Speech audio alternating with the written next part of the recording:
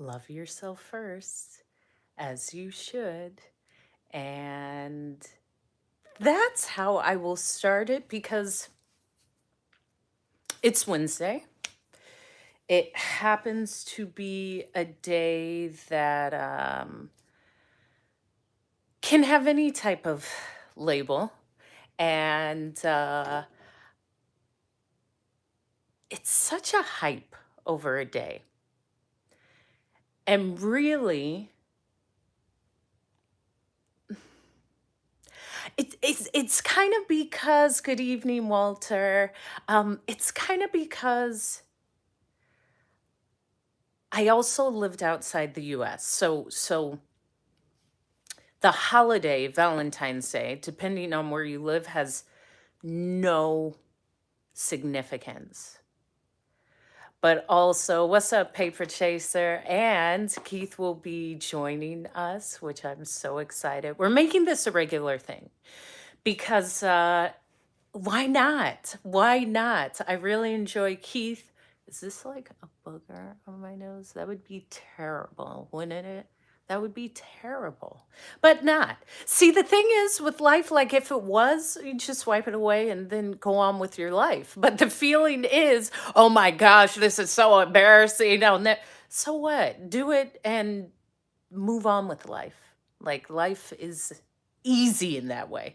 If something's hanging out of your nose, first of all, if something is hanging out of your nose and you as a person see that something is hanging out of someone's nose, you have the human responsibility of kindly and compassionately alerting this other human being that they have something hanging out of their nose. It is your duty as a human anywhere in the world. But how many people are uncomfortable doing that? Yeah, but it's just to help somebody else, you know? You would not want to walk around with something hanging out of your nose. So that slight discomfort of, oh my gosh, something's hanging out of their nose, I gotta let them know, or allow them to walk around for the rest of the day like this. And you had a singular chance to just enlighten that human. Just tell them they have something hanging out of their nose.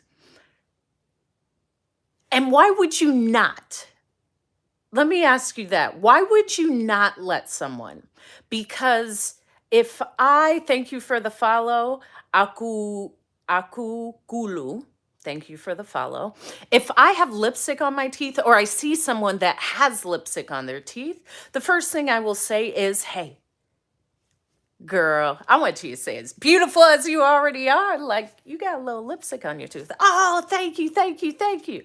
Well, sure. What's up, the God particle? That's not about having a good heart. That's just like, to me, logical.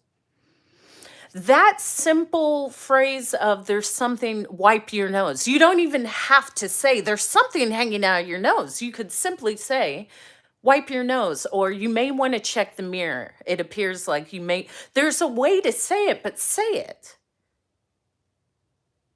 There's really no benefit in not saying it. And that's an example of how people refuse to speak up. Because that simple thing, sure. Is it a duty? No. Is it the right thing? And just the ability to be able to kindly alert someone of something that could be that embarrassing is a skill. You can do that. I'm uncomfortable, so you can. So do it. Exactly. You think that it messed up, but it didn't. You can do it. It doesn't matter what is uncomfortable. Get like so you would want someone to tell you that. You would want someone to tell you that. You would want someone to let you know you have food in your teeth. When I'm talking to someone and I have food in my teeth and they don't let me know, I'm like, that person didn't let me know. This entire time I've talked to all these people and no one has said you have food in your mouth. Like, such cowards. Let me know. I'm a beautiful woman. Don't let me walk around with spinach or something in my teeth. Thank you. Oh my gosh. Okay, listen, Linda 119. I could like kind of model it because it's structured. I'm very stylish, Linda. It's structured and it actually has a very structured shoulder, which I love. I love structure. I love a structured shoulder. There was a time where I wore a lot of like oversized 80s blazers with very square structured shoulders because that style was invented. It wasn't invented, but it was encouraging women in the workplace, strong, powerful women. And my father always had great suits, so I love a suit. I love a custom suit. I love a three-piece suit. I love a double-breasted suit, but I love a well-made suit. So this jacket I got in Paris in the Marais, in the Marais. I always go thrift shopping all around the world. Now, don't get it misconstrued with I don't want to spend. I don't care about that. If it's €2 or 2,000 euros, if I want it, I want it. But I was on a layover in Paris and I would always go vintage shopping. And I love, me too, Paper Chase. And thank you, Phantom. I am very sophisticated. I am. I'm a lady. I am a real refined gal. And you can't find this on Timu, honey. Even for you to say that, even for you to say that to imply that that would be a joke shows that you actually don't have the creative ability to insult someone. Boom. So it is fabulous, and it's about the sauce. So structured. I also love the collar. You see, I love clothes. So just a minute, because I don't. I live clothes. I won't wear anything that isn't beautiful, and so this. Ugh, it's beautiful, and it has these rounded. The bottom is rounded. It has a beautiful pocket. It's lined and I think it's just absolutely gorgeous. It hits right above. I mean it hits at the right space. Good afternoon, Chris. And I absolutely love it. Now, whenever I move, I only keep the things that I love. This is why you guys have too many things. You love um um yeah, this is it. Anyway, nothing is bad. It's never good or bad. Understand, I'm never coming from a space of good or bad. So that's like that's rooted in something that the rationalization system to know, oh, this is good or bad does not fit for me. I don't think it's a variant for life. So I don't know, and whatever you think is great for you is great for you. I don't care. Uh I don't care. Again, Timu ain't bad, sure. Unless you can't afford it. I don't even think about that. Whatever someone buys to wear has no relevance in my life at all. Chris! Oh, wow. So, Chris, I am so excited that you're here. I am so excited that you are here because I love your brother. So I'm talking to Chris, and now we have Keith. Good energy, Keith, who is in the Bahamas. So, Yes, yes, yes, from the Bahamas. He's coming on. He's smiling. He's looking fresh. And all 100 people on my side, Keith is another speaker. And I love a speaker because I'm a speaker. However, Keith is what people should hear. And I appreciate it. And me and Keith have been saying, let's come live. And so we're coming live every Wednesday. And it just heats up my heart because I love engaging with an intelligent, kind, really open speaker. Every Wednesday, I love it. We have evolved from having uh, once every 4 months, having three-hour conversations to Yeah. now weekly lives. Yeah. What a journey! What a jerk. Yeah. And What a that's the journey be for those who continue. yeah, I'm saying for those who weren't on the live that we had together. Yeah, we always have these talks, and it's always so good. We always just come and we don't know when to hang up the phone, but it's always productive. It's almost as if it's almost as if we have an audience because we always talking about positive stuff.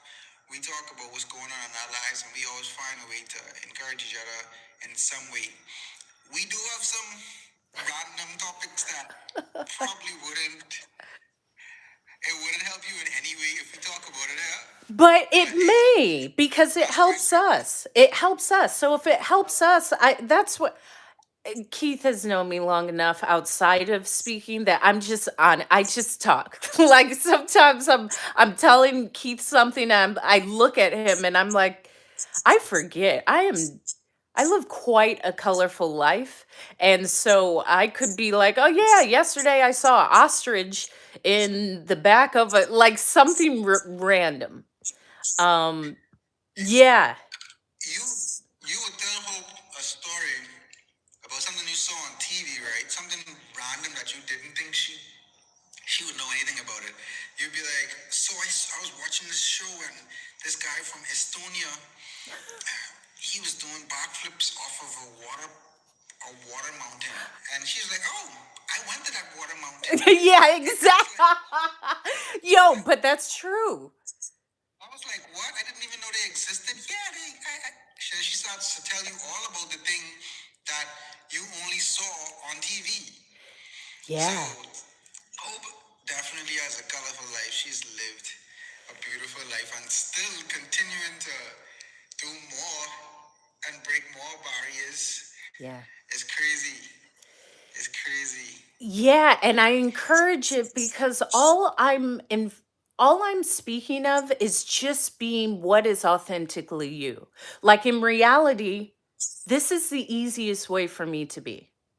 I could honestly get a job somewhere and say I'm going to make this money here and then on the off time pursue a passion.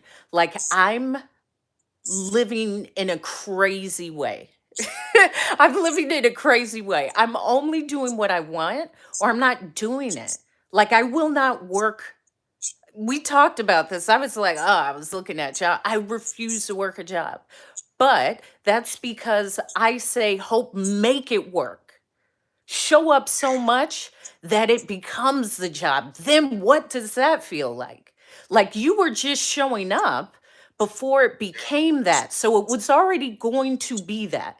So what will it look like when the financial abundance is there but you love it anyway? It's a habit, like it's almost hacking the system, but it's extremely frightening. Who's just going to do that? Hope is living an entrepreneur's life right now. That true entrepreneurship, like you're not settling for anything but the job that you created for yourself, the life that you created. And I remember you brought me back. Someone asked, they loving you in my life. Someone asking about you. Um, so you brought me back to my first. The difference between what you're doing and what I'm doing, what I tried, is I went full force. I wanted to be an entrepreneur. I am an entrepreneur, but I wanted to be an entrepreneur. I just went full into it without even having the right equipment and knowledge, and it was rough. You decided now to go. You took time to actually understand speaking Yeah, before you decide. Well, you well, got other professions do listen. it too. That's the journey of entrepreneur. It doesn't matter. The point is you jumped in. There's no Yes. what now what you know is what you were supposed to learn while you were doing it. So to there's certain things you wouldn't even have known to have that skill. So like don't add that caveat because I don't know. You don't know, but the fact that we know that eventually we will, so I'm just going. I'm just going to try. I'm just going to figure it out. If I hadn't just jumped in, I would be so far behind right now. Because me jumping, I wouldn't say behind, but I just don't think my my career and my business would be where it is now. Yeah. I jumped in somewhat blindly, and it helped because I had so little knowledge that I decided, hey, I need to get to know some persons in the industry. Yeah. That's when I started reaching out to persons. I started DMing persons that I knew that I thought were doing well in the industry, and I made some of the best business relationships and mentorships that I've had over in my life. But if I had started later when I thought I knew something, I probably wouldn't reach out to those persons. I would probably think I could do this on my own. I watched enough YouTube videos. Yeah. So there's a lot of benefits in just jumping into whatever it is you're trying to do. Yeah. I just want to shout out Chris. Hey Chris was popping. That's what Chris say. Popping. SPOPIN. Spoppin'. Spoppin'. Popping. Yeah, that's Blessed today. Hey Joy, hey Hope and everyone. Bahamian lingo. And then someone says, B says, what do you do for a living, Hope? No questions for me, just hope. Okay, B. Did you just hear what we were talking about? Okay, let me back up. I will address that. And it's why. I always really why?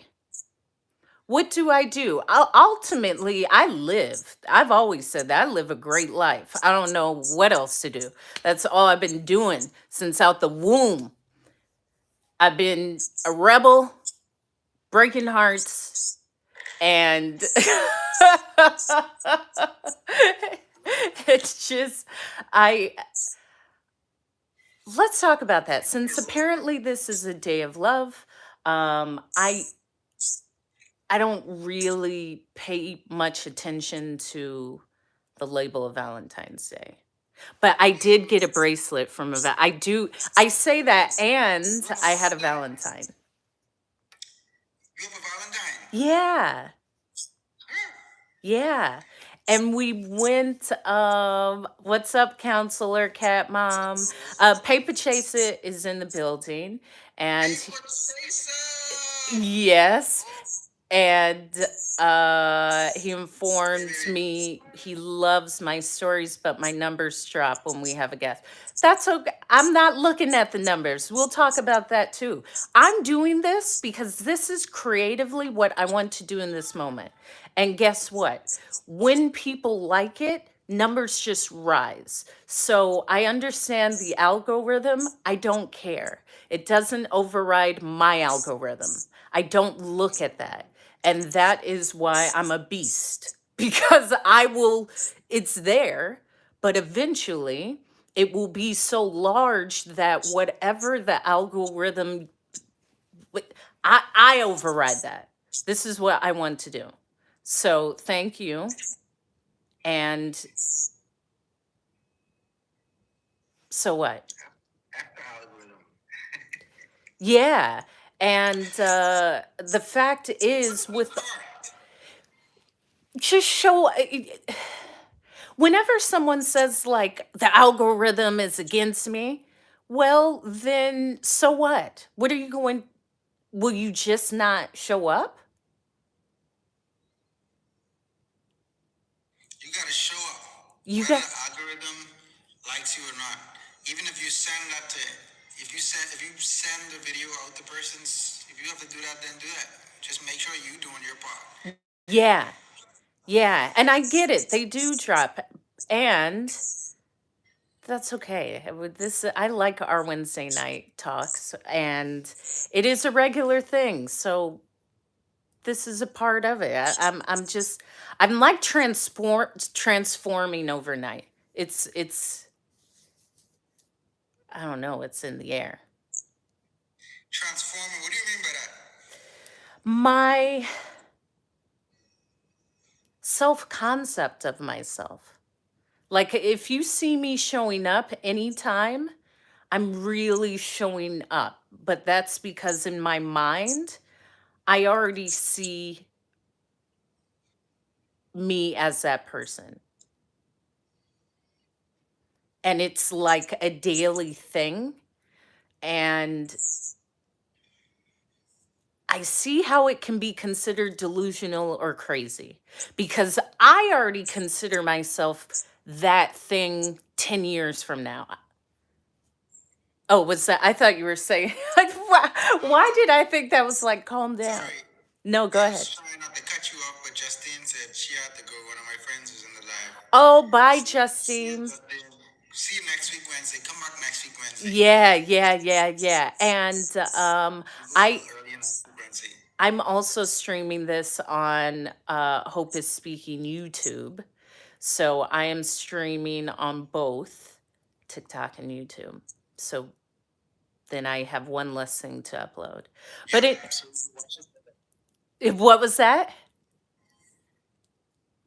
Yeah, I'm saying yep. So she can watch it later. Yeah. So I don't even know what I was talking about. What was I talking about, Keith? We're talking about. I think you're talking about your image. Oh yeah, I listened to a bunch of Neville Goddard's books on YouTube, but it's essentially like really not doubting and feeling that thing. Like I don't actually say it because I believe when I say these things that I already see, it kind of gives away a little bit of the magic of it. But I'm like speaker. When I wake up, I feel like a speaker. Like I show up as a speaker. I show up as a creator of content. I show up that's just what I am instead of let me try this. Is this going to work? Like I'm uncomfortable. No. I have to be at a space where I have unwavering doubt that this is it. I don't need to doubt myself. I don't need to doubt if it will work. I don't need to doubt it. Like, I am it. It will catch up to me. I heard this quote that always stood out to me. You only need to have one doubt, and that's to doubt your doubts.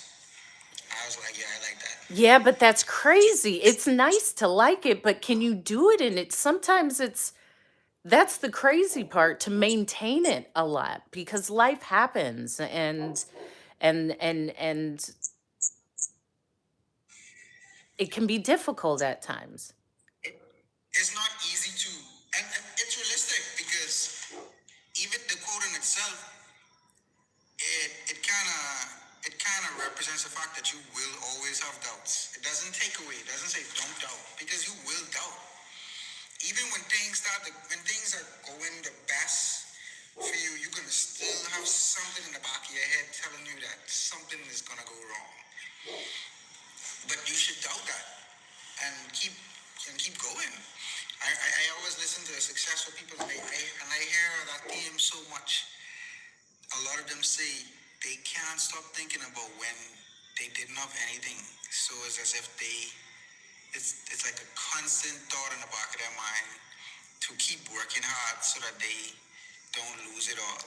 And then I also hear some another flip side that some of them say they don't really care about losing it all because they came from nothing. So it's as if I lose it all, I at least had I it. had something at some point. So both are interesting perspectives. I don't want to live in doubt and worry about losing. I don't like that either. I have way more than I've had before in my life, but I don't think about losing it all. That's not something I wanna fill my mind with. Yeah, and that's the thing. Some people will say, "Yeah, I'll lose it all." I said, "Why do you carry that thought? You carry that with you 24 hours a day?"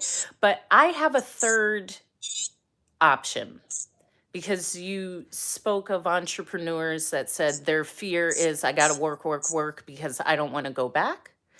Then there's another option of, well, I had it. So I was able to say at one time I had it, I lived it. That was enough. So if I lose it, that's okay. My option is if I so called lose it, first of all, I'm never losing it. If you make it once, you can make it again. And if you're that brave, you'll be like, "Oh shoot, I will make it again." I know I'm right there. And my dad had always said that. If you made it once, you can make it again. And if you it also comes with that crave of what do you want? Yeah, Like if what do you want? If you want it, then fine. If you don't, money is like when I lived in Hawaii, I would always say if even more abundance flowed to me immediately, there's nothing I would change other than I would buy a home. But my lifestyle, I'm driving the car I want to drive. I do what I want to do. I buy what I want to buy. Like I wouldn't like say, "Oh, I would buy my car and I would start shopping." I do exactly what I want to do, but that's because I'm stubborn. And it's also because it's like, what's the other option? That I do what you allow me to do, that I'm not going to choose. So I will fight, and it can be difficult, but I know what it takes just to have that life. yeah, And I'm by no I would not say like it's easy, but I don't see things in easy or hard. I don't care about that. What do you want? I'm not going to complain. Sometimes things are tough, but you do what it takes. And what's up, Terry? And yeah, Paper Chaser said real talk. You know, that's our slang, real talk. paper chaser. Oh, I got And something for paper chaser. I got never something for give paper up. chaser. Yeah, on my side, Terry Colson said never give up. I got something for paper chaser. Let me hear.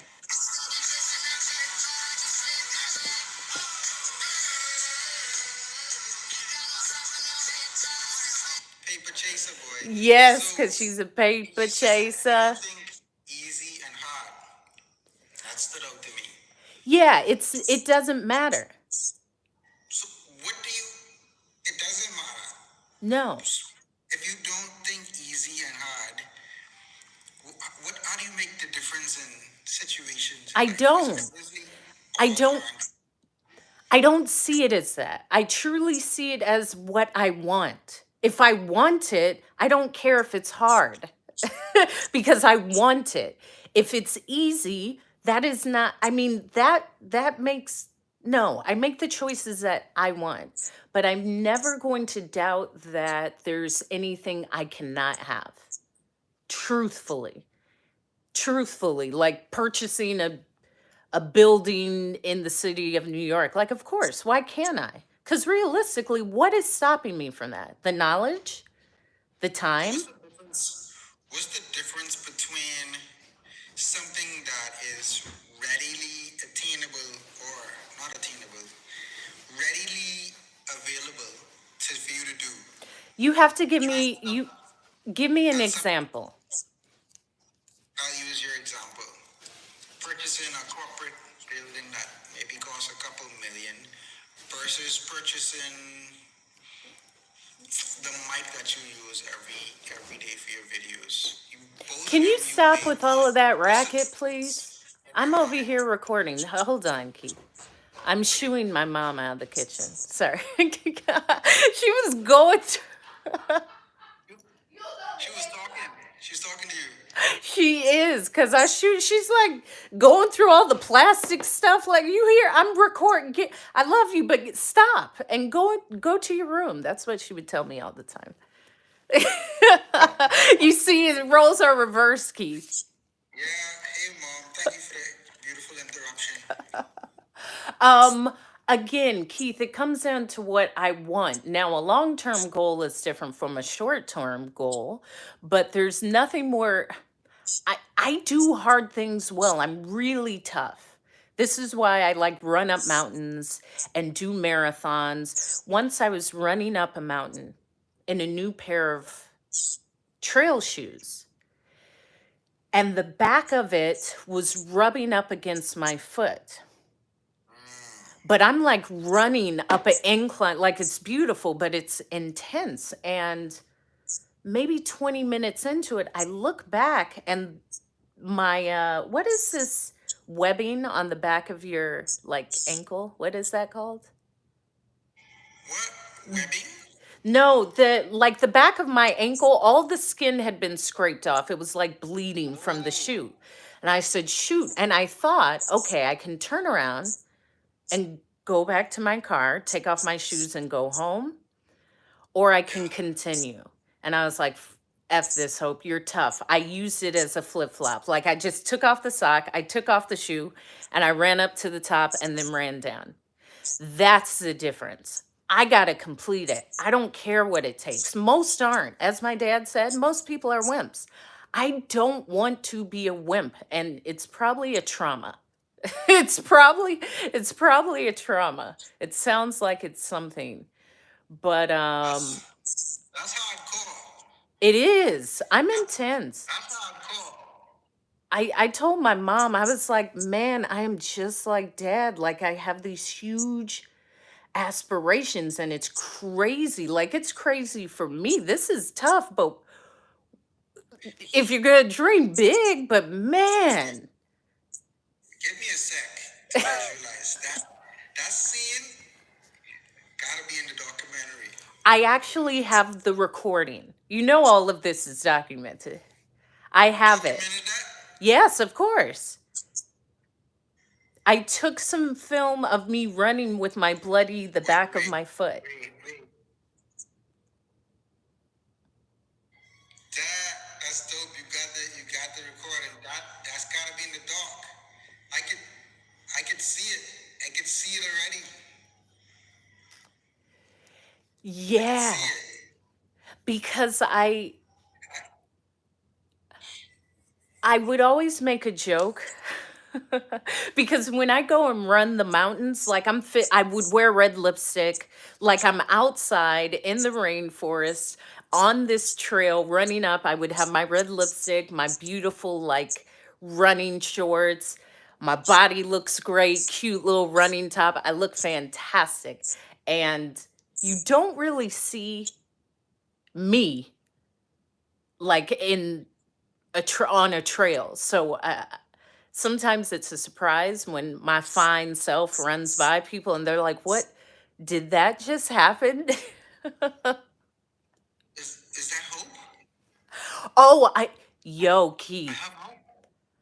I had someone do that. It was this cute Swedish guy that I went out with, and he was really he was buff. He was buff. He was a really cute Swedish guy. Anyway, I think we saw each other for a month and a half, probably less. I extend time. It was probably less because I can usually say like, yeah, no, and we'll talk about that because I believe like I'm not going to wait and get into something to see how bad things can get. I can usually identify like, no. But anyway, Like a couple days. yeah, a couple dates, but I'm not going to say, let me give this a year for it to get better. Absolutely not. Most of the time, assume that this is as good as it will get.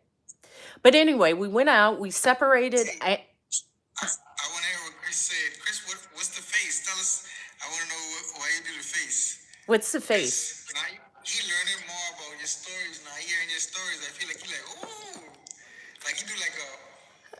Oh, yeah, It's yeah, like, yeah. So this is good tell me because the story. Tell me what you're thinking, Chris. tell me, because this is the good part. He knew that I would run this trail every Sunday because I told him nature is my church.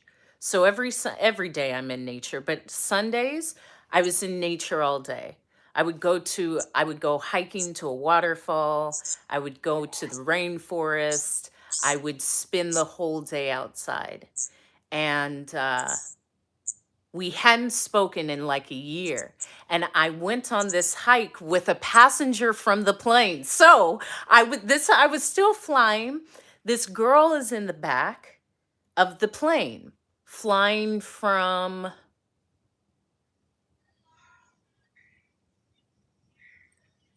she was flying from Maui to Denver to Maui. Denver to Maui. She's in the back of the plane, a big plane, a Boeing 777. It's a huge plane. It has two lanes, not one. Okay, let me see if I can remember. First class, let's say first business has 48 seats. There's a special premium economy that would have like 24 seats, and the back has 276 seats. Like it's a big plane. Okay. And I was working this flight. So she was in the back by the right door of the airplane, just standing, stretching. And we were doing the service, bringing the carts back and forth. And she would just talk to us as the flight attendants came into the galley, put more cups on the cart, put more orange juice, coffee, tea, Coca-Cola bins, snacks. She would just stand off to the side. So we began to talk, and she was like, I have to tell you, you are one of the most beautiful women I've ever seen. And I was like, wow, thank you. And she said, yeah, just your hair. She was just talking to me about my hair because my hair is amazing. And I said, are you staying in Maui? She said, yeah. I had a conference, but I extended my stay in Hawaii for 3 days. So, or a week, so I can see the island. I said, oh my gosh, I live there. She was like, can you show me something? I said, absolutely. First of all, I love doing this. If you start talking to me, I already have, I will have this, I will have this. I'll be writing down restaurants. I will be writing down people's numbers to call for the restaurant. I will be giving you the Google Maps for the trailhead. I will tell you the local beach, not the tourist beach. I will say, okay, I'll meet you. Like, I love that. My dad would do that. I love that. So she's like, okay, let's meet. And she also said I had to remind her of her ex-girlfriend or her ex-fiance. Now, see, this is where these are all of my stories, okay? Yeah, she was trying, she was trying to pull you. In the Bahamas, we say pull. Boy. Pull you. Chris said Riz earlier when we No, listen. No, but Hope does have that Riz though. Hope. Oh, I'm so charismatic. I'm charming. I am. I know I am.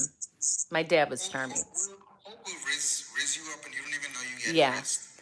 I said, be careful, because I'll charm the pants right off of you. But yeah, I will, if you're lucky enough. So she said, let's meet up. I said, cool. She said, I'm staying in Wailea at the Four Seasons. I was like, I love the Four Seasons. The Four Seasons love me. I go to the Four Seasons and they know me because it's on my favorite beach. And for any women who are looking for a partner, I had an electric car. I will only drive an electric car. What interject, Keith? You said for any woman that's looking for a partner, I said, Yes, we also have a wonderful Keith who is open to be swept into your arms, into a healthy partnership with open communication uh, and growth partnership or ships. or Just ships. joking. He's open. We're open and learning. I say the same thing. Ooh, is that sorrel? Are you drinking sorrel? What do you mean me? Sorry, this is iced tea. Okay. Raspberry iced tea. It looked like hibiscus. Sorrel would be cool right now. I Yeah. haven't had sorrel since 2018 in Jamaica. Go get some, Keith. What are you waiting for? It's so good for you. I need some of that. Chris said Hibiscus. single and ready to mingle. Yeah. Okay. So, where was I? We decided to meet. She was staying at the Four Seasons. Ah, what I said, single people. I had an electric BMW i3, my favorite car, my dream car. I love BMW i, and I would drive it to this beach that was in front of the Four Seasons. The Four Seasons has charging ports for electric cars. So, as a single woman, I mean, ideally, someone that I would be involved with is going to be at a Four Seasons. So, Hope is smart. I'm going to the beach. I chose the beach at the Four Seasons, but I take my books, I meditate, I journal, and I charge my car. Multitasking. I walk through the Four Seasons. I walk through the by the pool, uh, and I tan. And my car is getting charged. But I said all that to say I'm putting myself in a position where I'm most likely to meet a partner that I want to meet because we So would be at the Four Seasons anyway. So go ahead, Keith. why would your partner be at Four Seasons? Because I love the brand. Four Seasons, the brand is extreme. Now, I love hotels. I've been traveling with my family prior to the airline, and we were partial to Marriott because my father was high in the Marriott point system. So we would, as kids, always stay in the suites, me and my three sisters, and go to the buffet. Like I was used to the Marriott, and Marriott has consistency. They rarely mess up, but if they do, they quickly solve the problem and give a bit more. And it's comfortable. Like you always know there's certain things about hotels. After being a flight attendant, there's certain hotels like a Marriott is consistent. Um Wyndham is not. A Wyndham, you can go to a different Wyndham and have a different experience. Thank you. Happy Valentine's Day from Valentine and Ant So Man. essentially, someone you would, a potential partner would like a nice restaurant. I mean, a hotel like that. Yeah, Spago. Yeah, yeah. And to me, it's not, yeah, it's nice, but I take that out of it. That's what I want. This is why I'm talking about even putting that value on it. Hotels, I'm meticulous about my hotels. I like boutique hotels. I like eco hotels that are like all recycled and locals make a. I'm not just going to typically stay in like there's certain I wouldn't stay in an all inclusive. You would never find me at an all that's not geared towards me. It's not I'm not their ideal client and it's not authentic. It's like It's those travelers that want to travel, but they don't want the locals around them. So they just stay at the thing. They eat there, they drink there, they go to, and to me with traveling, I say I'm a traveling local. I want to be around your mama. Tell me where your auntie at, who's going to make me dinner, where your uncle at, who can tell me where to get the boat. Like I'm talking to people. That's the adventure. Um, Yeah, you want that real local experience. yeah. I like that as well. Um, I met this Canadian guy a few weeks ago. I was just on the beach. Like I was sitting in my car, like it's a beach where you can kind of pull close to the water. Hmm. So I was there just sitting in my car eating lunch one day, and this guy, he was like, this Canadian guy, he came, he was like in his 20s, he was like, just came over and he was asking me for some directions where he could buy some liquor. And it was a simple direction, but it was kind of hard to give. Like he wasn't getting it, so I was like, hey, my friend's mom actually owned that store that I was leading him to, which just happened to be the closest store to where he was. So I said, what the heck, I'll just walk over with him and see if my friend is there. Hmm. And I walked into the liquor store and I realized he kind of wanted more of an authentic feeling. And he was like, started asking me about like where the Bahamians eat and stuff like that. So I said, all right. So I said I could take you somewhere maybe tomorrow evening if you're free. So I took him to like a local place where we get our food. I started like taking him to different. I took him two different days. I took him to two different spots. And I actually really enjoy giving people that experience. I did that from a number of persons. Like when my friends from college come down and they travel in here, I love to do that. So that's a really fun experience. Chris asks if I have a Valentine. And my cousin said, why is he asking me that on live? You could ask me anything on live. Ooh, there you Anything. go. Yes. You could ask me anything, like Anything. anything. Yeah. So do you? I don't, but guess what? It's still You. Valentine's Day. Look at the time. It's It's 10:05. you. You are I your have to Valentine. buy. I'll be your Valentine. I will gladly be a Valentine. You already have a Valentine, hope, right? Why are you limited to one Valentine? Don't let why? Well, I like that. I can still have multiple then. Yeah, and this whole day is dumb. Like I don't buy into it. But I mean, someone buying it though. Because well, that's what it's it really for that. is. It's for At the end you of the day, to it's buy for people to into make it. money, right? Yeah, it's specifically, especially in the US, for you to spend money. That is it. Restaurants, get her flowers, get her why? It's just it means nothing. But of course, I'm my own Valentine. Let me say first of all, because Valentine said, "How about you, Hope? Any Valentine?" I actually don't care about this day. Number one. Number two, when I'm in a relationship, I don't care about this day. If you bring me something great, but I'm not one to say like we have to go out to eat. The restaurants are crowded. Like I actually don't care. I will take the gesture, but it's neutral. And third, I do have a Valentine. So, There you have it, Chris. I have a Valentine. She's my Valentine. And I'm also open to more Valentines.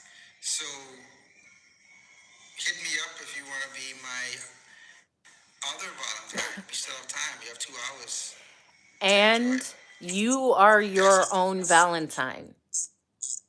And I have my own Valentine. And That sound like people. That sound like people who don't have Valentines though. it doesn't mean it's so what? So maybe you're a terrible person. And you can't find another Valentine like yourself. Some of you are That's what scoundrels. I'm saying. That's what I'm saying. It sounds like something you tell people who nobody else wants to be their Valentine. I don't care. Like, so what? Okay, let's say that's true. So what? Like, why do you allow that to change how you feel about you in this day? It means absolutely nothing. In the long scheme of your life, it means nothing. Really, by tomorrow, you'll forget. By tonight, when you get in the shower, you'll forget. But maybe I'm just melancholy and jaded. Terry Colson said, Hope, what's your idea of a perfect date? There's several of them. I don't know. However, I'm always open to see how creative, thoughtful, kind, sexy, and expensive someone else can be. Mm, you gotta we want to see how much. See if he got the bag. If he It's can not drop the about the bag, bag. It's not about that. It's about most of the things I want to do. you gotta drop the bag. Yeah, but it's not about it's not purposely like you got to spend listen, if I'm going It hiking, just happens that the experiences that you desire are bag heavy. It's just why coincidence. not? Why not? And that's the other grind for me too. The reason why I love my space with myself, and most of the men I've been around have all been beautifully financially abundant for themselves and me. But I want so much more. I'm just going to have to make a lot of money because I don't want to ask someone. We can both have it, but I want what I want. And if I can't get it, I just got to get it myself. That's just it.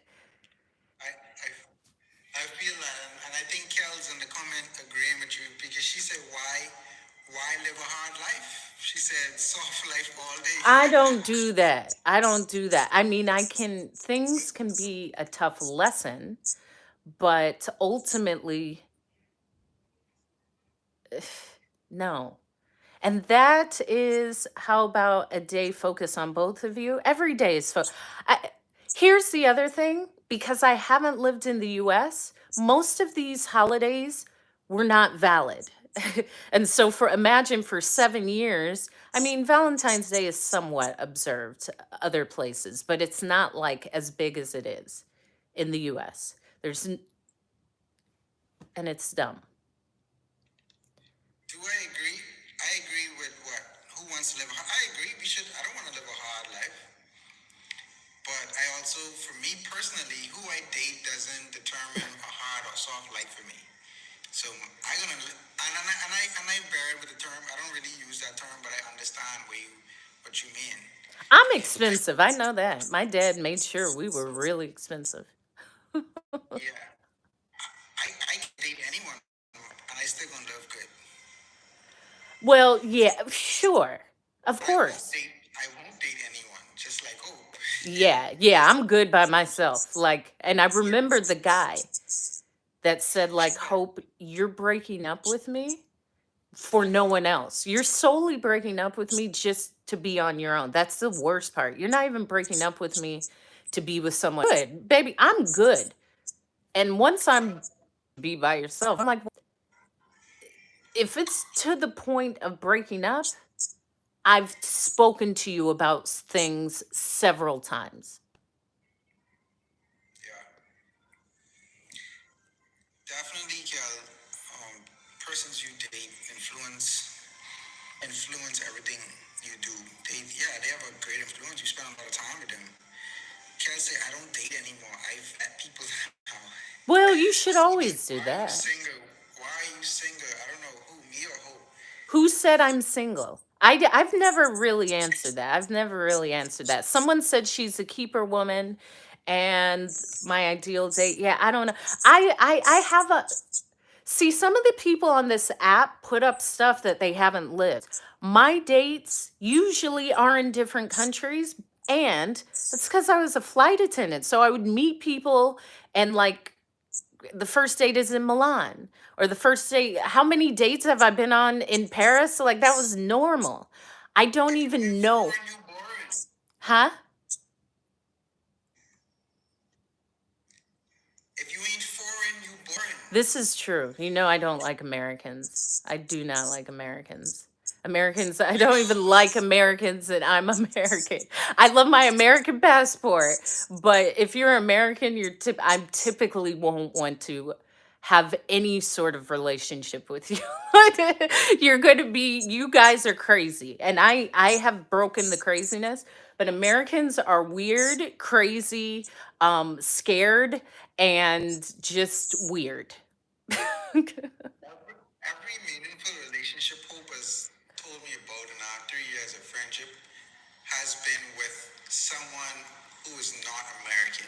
They are not born here. No, honey. Every significant relationship that I can recall. Yeah. Hope is in California. Yeah, I'm in California. By the fireplace, but it's not on. I was wondering what's going on with the fireplace. She said you eliminating a whole population. Yeah, trust me. I live around the world. I remember a guy who said, Hope, I'm in the upper 2% in America. I said, good thing I don't only date in America, mofo. I date around the world. Listen, this is, I don't want to date you.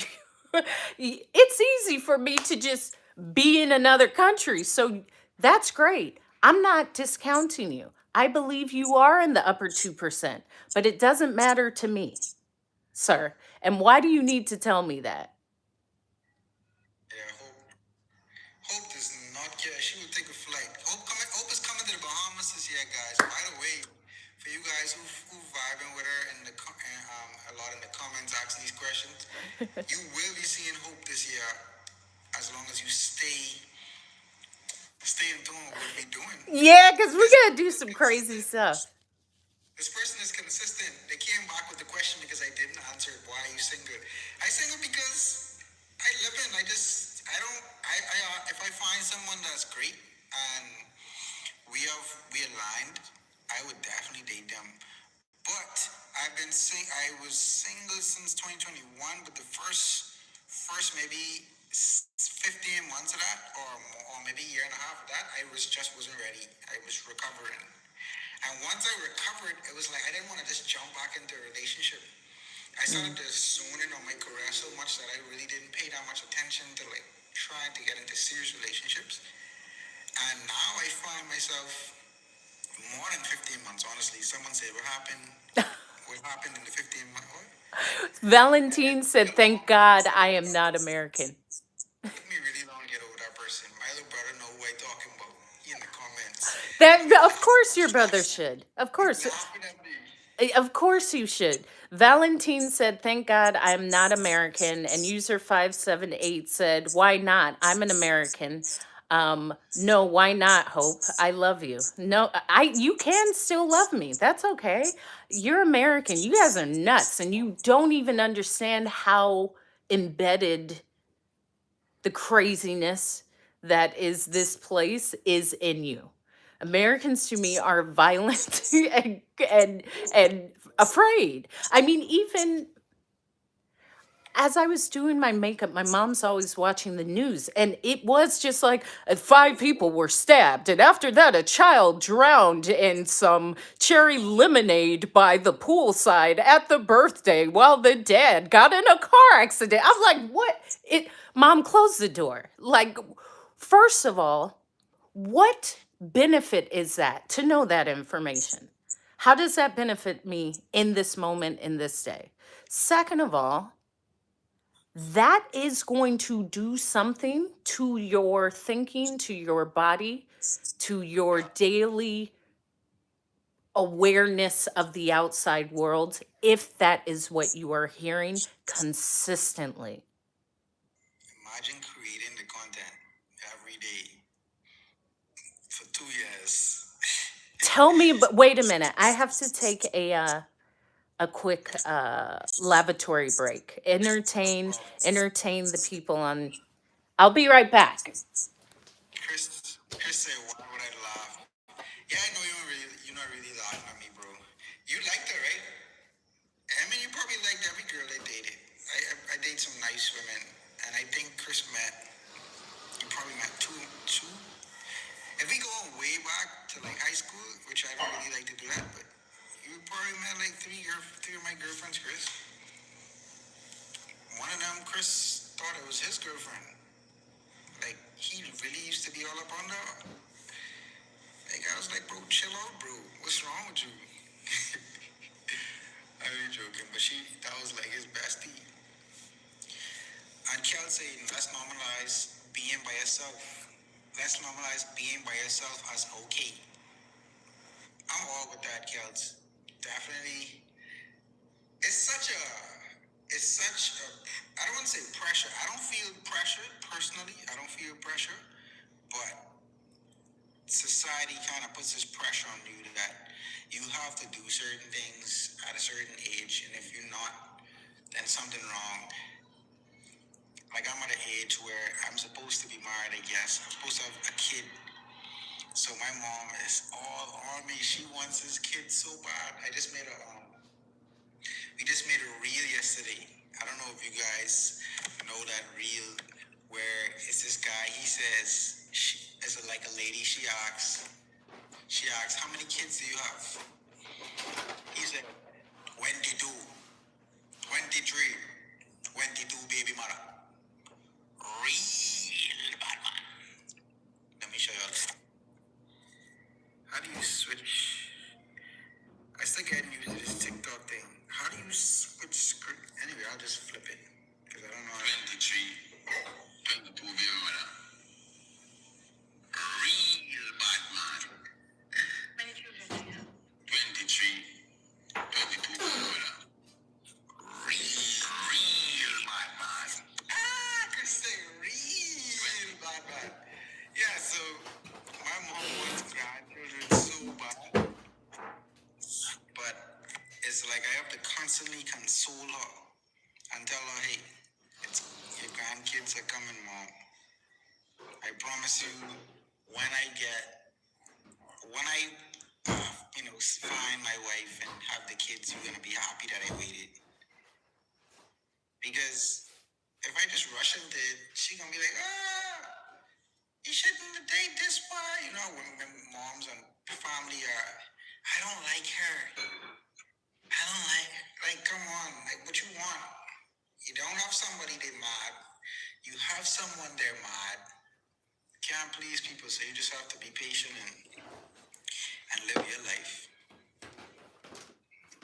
Well, it depends. Let's hope let me read this. Let's normalize people moving with life when they're ready. Okay. No, like even that statement, let's not people, I don't, Wait, let me read first and then I can let you respond. okay, At what age would you say you should be settled or married or even considered? I don't know. Whatever age works for Let's say you. you want to. I don't think it's a particular age. Yeah, And it's when it I like works. I like making decisions when you're ready. That's What are you saying? life. What are you saying about that? That is life. There is no age to get married. There is no age. Everyone is on their own singular timeline. It will happen when it happens for you. And to compare it to someone else, we only see someone's outside journey from our inside selves. It's your version of that. So, I don't know. What does that mean to you? Even these concepts of like settling, do you want to? Do you know what that looks like? Do you know that that will complement your life? Do you does it's all of your formula, and I'm kind of the example of that because I don't feel any type of way about not being married or not being I'm settled for me. Until it works, my life changes, but I don't care about the expectations of these life milestones that are constantly said, especially for women. Definitely. I was talking about that earlier as it relates to, and I call it precious because it's general precious. It's not precious for me or you, but generally it's precious to, oh, you should be married this time, or you should do this, you should do that. But it's not really pressure if you're confident in yourself and you know what you're doing, you trust yourself. And Yeah. a lot of times, and I said earlier, I said as well that your family will push you to do something, and then if they don't like that person, they're gonna say this. What? Why did you do this? It's like you can't please people. And They're you gonna say, shouldn't want to. Here's the other thing. Why are you trying? Why are you trying to let someone else feel good about the decision you're making about your life? Where they do that at? How do you think that's going to make you feel if that's what you do not want? If you want that, sure. But if it's what you do not want, why are you doing it? You have to ask yourself that. shout out to Irene who just joined from Australia. Yay! What's up? You know what? We gotta go to. This. We'll go to Australia. We could definitely talk in Australia on the beach. That's a long flight. I know from California it's like 16, 18 hours. You asked a question just now. You said, why do we do that? And I know, and I have one of the answers. Okay. I think we do it for a lot of reasons, but one of the reasons we do that, and B says, that's good advice, Hope. Great commentary. I Thank think you. some of the reasons why we fall into the pressures, and a lot of persons get married and they go down certain jobs and careers. They live a whole life based on someone else's vision for them. And I think it's because we all deep down, we want to, we want to be loved and we want to have community. And a lot of times we feel as if we have to be in a particular community to be accepted. But it's if when you travel as much as Hope did, or and I travel, I feel in my mind, and I travel in the way I communicate. The fact that I've never been to Hawaii, but I met Hope while she was a resident in Hawaii. And if you just expand your mind, you would realize that you could really find community with no matter what you do in life. If you Exactly. decide to live under a rock, Mm-hmm. you will find a community who wants to also live under a rock. Mm-hmm. And it's hard to accept that the people that you grew up with and love may not be your tribe for where you are trying to go in the future, right? You may need to find your rock tribe. You could still love your family, love your friends, but they just ain't your rock buddies, and that's Mm-hmm. okay. So That's stop trying to please your family and friends and make the decisions you think are best for you. And I don't think that means just making any old decision. You should probably do some research and make sure what you're doing makes sense. See, wait a minute. I got to stop you there, Keith. Where are you doing this research to make sense for what? Like for life? Here's what I'm saying. Let me take this away from, let me take this back. I'm not disagreeing. I'm actually adding a space of compassion as someone who does whatever they want. Like, I don't listen to people. And as a kid, would say that, but I don't. I'm not kidding. I never listened to my parents. Like I was a good kid, but if they told me not to do something, I'm still gonna do it. Like I, I, I didn't steal the car. I got good grades, but when I was grounded and they told me not to go to the school dance, I snuck out and went to the school dance. I'm just gonna do that. I'm just gonna do that. But everything in life is giving us the information. So it's not like a choice won't work out. You're learning something in the choice. When you look back and say, oh, if I would have made a different decision, if I would have had this information, maybe I would have done it differently. Sure. But that's from you having the information before you didn't. So I'm just offering but in contrast, doing research to make sure a decision makes sense. Just do it. It's you will gain something regardless. And I think there's a fear of, I can't trust myself. I may need more resources of what the outcome may be. And my response is, a lot of things we fear don't even happen. Right. That's It doesn't even happen. I feel direction and a big picture way. Yeah. But on a day to day scientific way, like there are certain things that are like systems in a sense. For example, investing, right? Hmm. You could also just go in your gut and invest all of your savings into something that isn't scientific or you can't do research on and it work out. But you could also decide to like blindly go against everything your parents or any financial advisor says and waste all of your money. You may learn from it, and your lessons from that may make you a millionaire or a billionaire as well. But I do believe that there is a place for research, and intuition can only take you. If your intuition can take you far, but if you don't have nothing in your head, relying on intuition all the time, it may be a tricky game.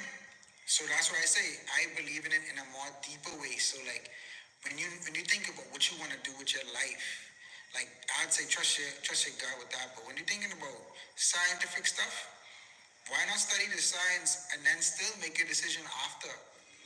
Sure, but why is it either or? What I'm saying is the intuition may say, I need more information. Regardless, I still think there's that part too. Your intuition tells you, actually, I will get a book and study about the stock market. Maybe I'll, funny enough, as we're talking about this, and I can talk a lot about this since my dad taught me investing. So he taught us all investing since we were like tiny. We started learning banking, we started learning the credit system, we started learning how what money is and how to leverage money and how mutual funds work. And so I know all of that. And you can't really see it, but it says like the I think it's like the something of financial advisors because my father I was can't see the cup by the way. Like you looking at it and it's not even in the frame. oh right, I'm trying to read it because it's right wiped off. This is Okay, from my dad from like the 90s, but it's like something financial advisors foundation. And even with that, of course, what I'm saying is yes, trust your intuition because your intuition may say, I'm hiring X, Y, and Z. I don't believe the two are separate. I believe intuition may also be just your genuine thought pattern of, I don't, I want to know more. And cyclically, finance always, it's a cycle. You never just lose all your money. Never. Now, you could pull it out and spend it all. You could, but typically in the stock market, and my dad would always say, time is your friend. The earlier you start, the longer you have because it's a long person's game. It doesn't matter what it says today if you're not going to touch it for 30 years because there's going to be so many cycles. And this is the reality with the stock market. It's kind of a long-term game, but it's also understanding that if you're expecting a quick return, you already are in the wrong place because you don't understand this is time. Compound interest, it was Rupert Murdoch that said the best thing that's ever happened is compound interest or something. That's why I retired early because I started, and me and my sister talked about this.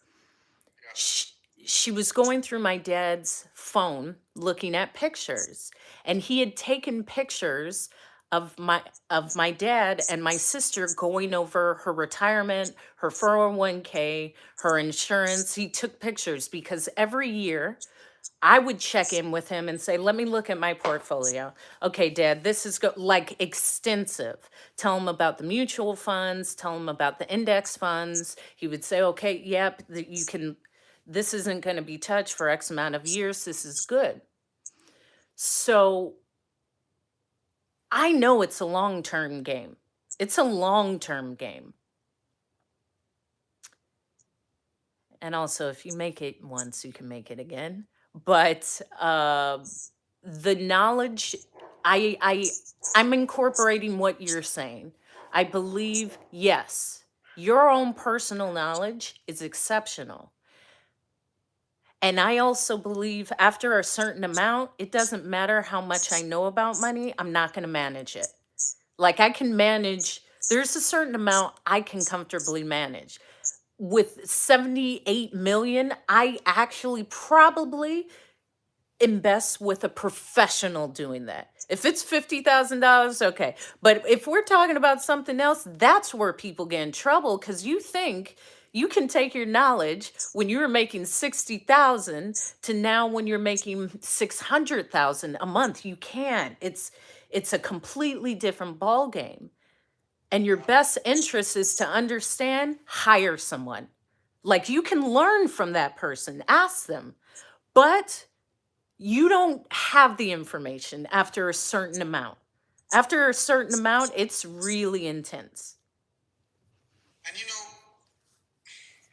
hi, Limitless. I'm not sure who that is. You can tell me who you are if we know each other personally. But Thank you, Carl, for sharing the live. sometimes as we talked about doubts earlier, and what you said just now kind of brought me back to that in some way.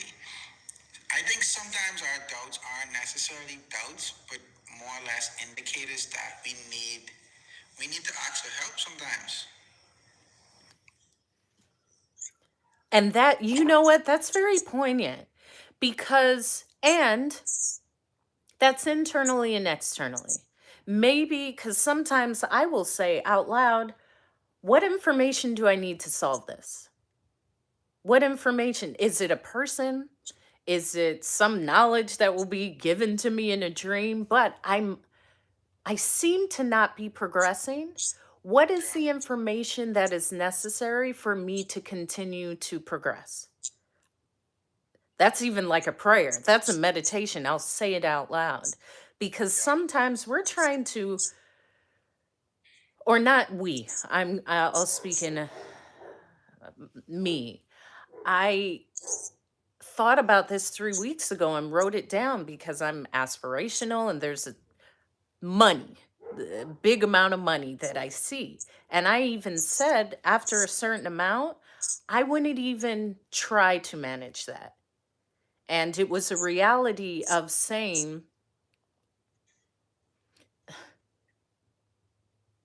first of all, accepting that that's a reality. Because a lot of people won't even accept a certain amount of money could come to them. Most people have a barrier.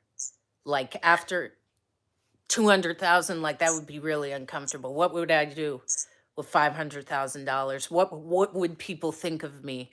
How would it, like it's, we internally have a lot of money things as, let me say most people, but I will speak specifically about Americans. Okay, bye, Valentine. And you said that's the one thing I don't feel comfortable with, investment. Well, ask someone. And you don't, your life is an investment. Like it's, your life is the best stock you have. That's why I say invest. And And that's okay. I think it's okay if you're not comfortable with it. That just means you need to. That just means it's not your time to invest yet, or yeah. you just need to invest in what you know. Someone said something that I'll never forget, and he said, "Don't invest in anything you don't understand, and Why? also don't invest more than you can afford to lose." Well, sometimes you have to find that out. Like a lot of these things, he found that out because he did it. So yes, but someone you won't even know. Some people don't even know what that means. Like, what does he mean? Well, N- you could go and try it. You could go yeah. invest more than you're willing to lose, and try it for yourself. You just have to be willing to take that risk. And it comes from the backdrop of investing is a risky game. Now, if you've never invested, you wouldn't know that it's risky. So you may need to go and invest something and lose it. But if you got 3 kids and you live in paycheck to paycheck, you You'll may not need to Or maybe you do. And maybe, see, I would always say maybe that is the risk you need to take. Maybe you grind so hard, like, man, this ain't working, and you do something else that was even more lucrative. Like, I also see that aspect. I don't think it's either or. I believe actually there's several outcomes of this. And that's also the thought. It's not one or the other. And this is also for very few people. This is a expensive conversation. Most people aren't in this predicament with the financial systems, but they are in their life investing this much time into a person or a relationship could be the same thing. But I am always open to how it can transform a human being. So you think it's worth taking a risk on like providing for your kids though? Yeah, Like investing? yeah. But that's why I say I'm crazy. Honestly, See what you're saying I is, don't call you a bad parent. Like, if you don't have groceries, and if you don't have enough groceries for wait a your minute, kids to Keith. invest in, and you Keith, invest in your food money for your kids, you're a bad parent to me. okay, but Keith, wait, why are you assuming that I won't have the money for groceries? That's what I'm saying. No, I'm saying if you lose that money, What about if I don't? that's the thing about investing. I know, but you are saying if you do it, this is what's going to happen. I'm always saying There's no 100% investment. exactly, but it's the same for the positive. I'm not disagreeing with you. What I'm saying is it could be the best thing you've ever done in your life, not even for the return, but what it leads you to. Like, I will never automatically think the investment will not return. And because of the children and all of these other things, it may turn something within that person's spirit that makes them a beast. I'm also saying that. You better be a beast, and whatever you do better work. And if but Keith, here's the other thing. And I can share this because I've been there. My father was an entrepreneur. Sometimes the shit doesn't work. Sometimes the family is here together, but it will get better. I've been there. I've lived an extremely nice, comfortable life. And I'm also the daughter of a entrepreneur where something didn't go as expected. But that's a part of it. And it's never as bad as you assume. There was never a time that their food wasn't on the table. There was a time where we didn't have cable. Now that's what I can live with. But I'm not saying don't go for it. I'm just saying make sure your kids eat. That's all. that's Keith. A parent is always going to make sure a kid eats.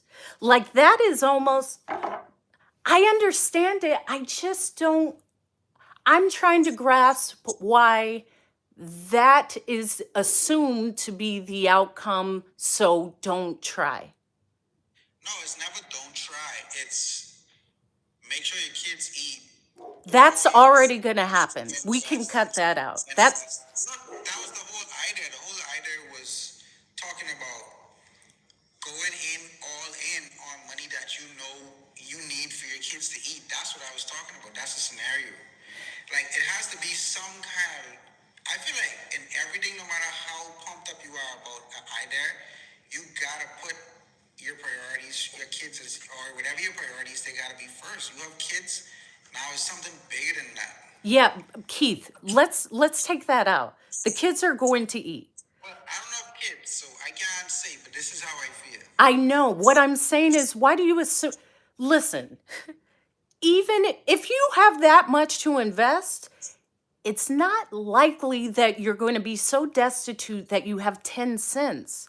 What I'm saying is the kids are Negative 10 cents. sure, and Everything and be in the red. sure, and that will not be the entire case, and especially with the lack of food. And again, I'm saying this because I've seen it with my father. I actually have lived that.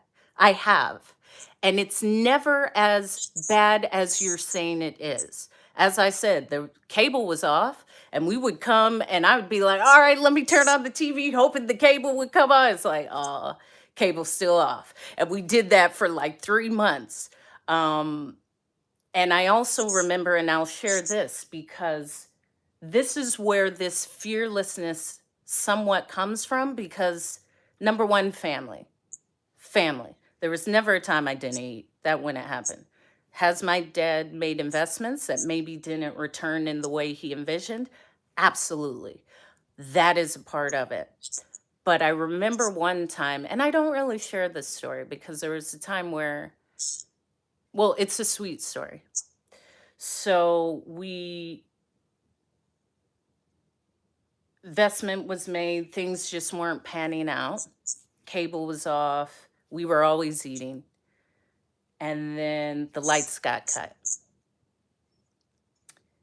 And it was my mom's birthday. And I was like maybe in elementary school, between 10 to 12. Imagine, dad, mom, 4 girls, nice house, lights cut. It was the summer because it was my mom's birthday, May 4th.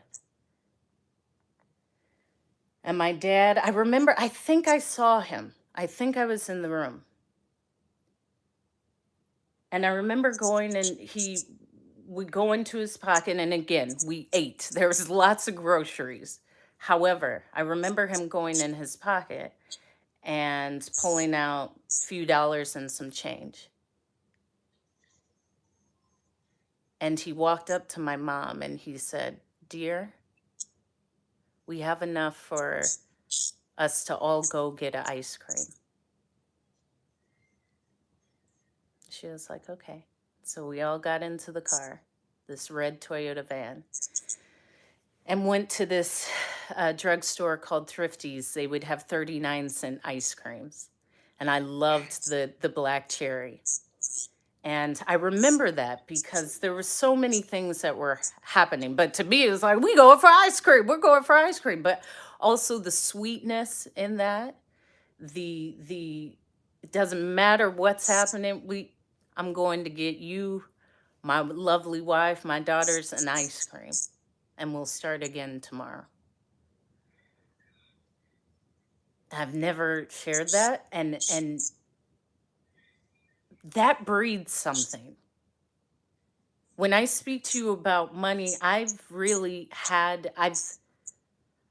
think this is common for most middle class Americans because this is the US, man, you slip through the cracks, that's it. There's very few things to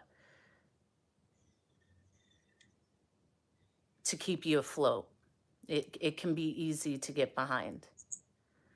But seeing that act of love and seeing that like almost humility, and things, I think the lights came back on the next day. I mean, it was things were going, but they weren't as they were before. So I don't ever fear the risk, because I've also seen within the family setting that like we'll be okay. Yeah. Thanks Yeah. for sharing that. You say you haven't shared that before. I've shared it to like boyfriends. But never in public on a No, live or anything. no. It was one of the sweetest things because even that's like you get through it. Like you will get through it. And most of the time the person who makes that big of a risk will continue to make it work. They will do whatever it takes. That person carries a heavier burden. Most people aren't going to be that person. I thought about that just now, actually. The fact that not everyone built like that. No, Not everyone not everyone is that level of an entrepreneur. And frankly, I probably am not that level of entrepreneur. And I think that's okay. Everyone has to Yeah. know who they are, what risk they're willing to take for what they want, Yeah. you know? But Completely.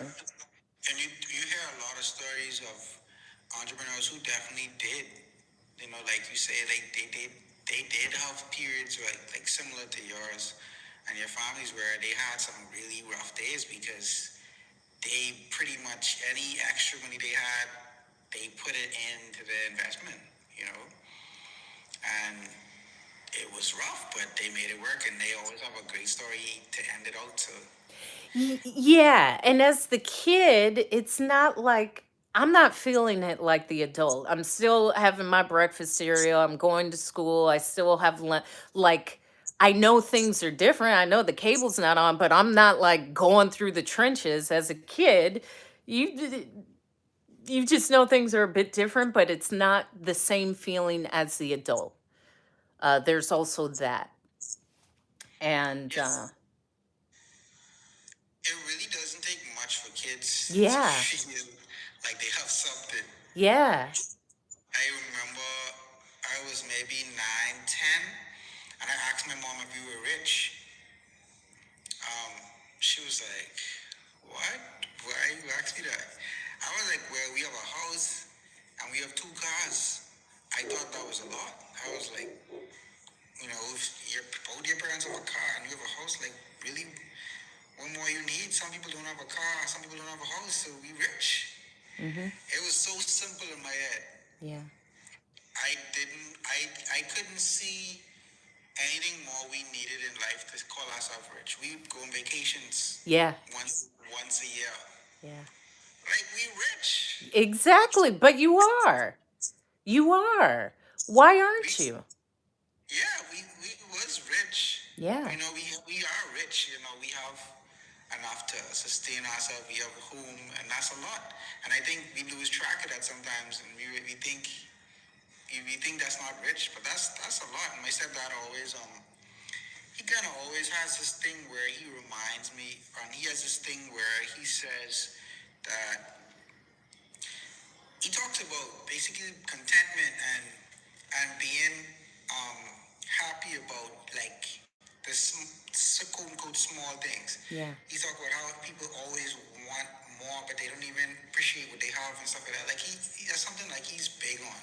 Yeah. And I think that's something that I got from him and just my family. And that story I'll never forget. I'll never forget thinking my family was in a conventional way rich. Yeah, and why do you still believe that you weren't? I'm not speaking from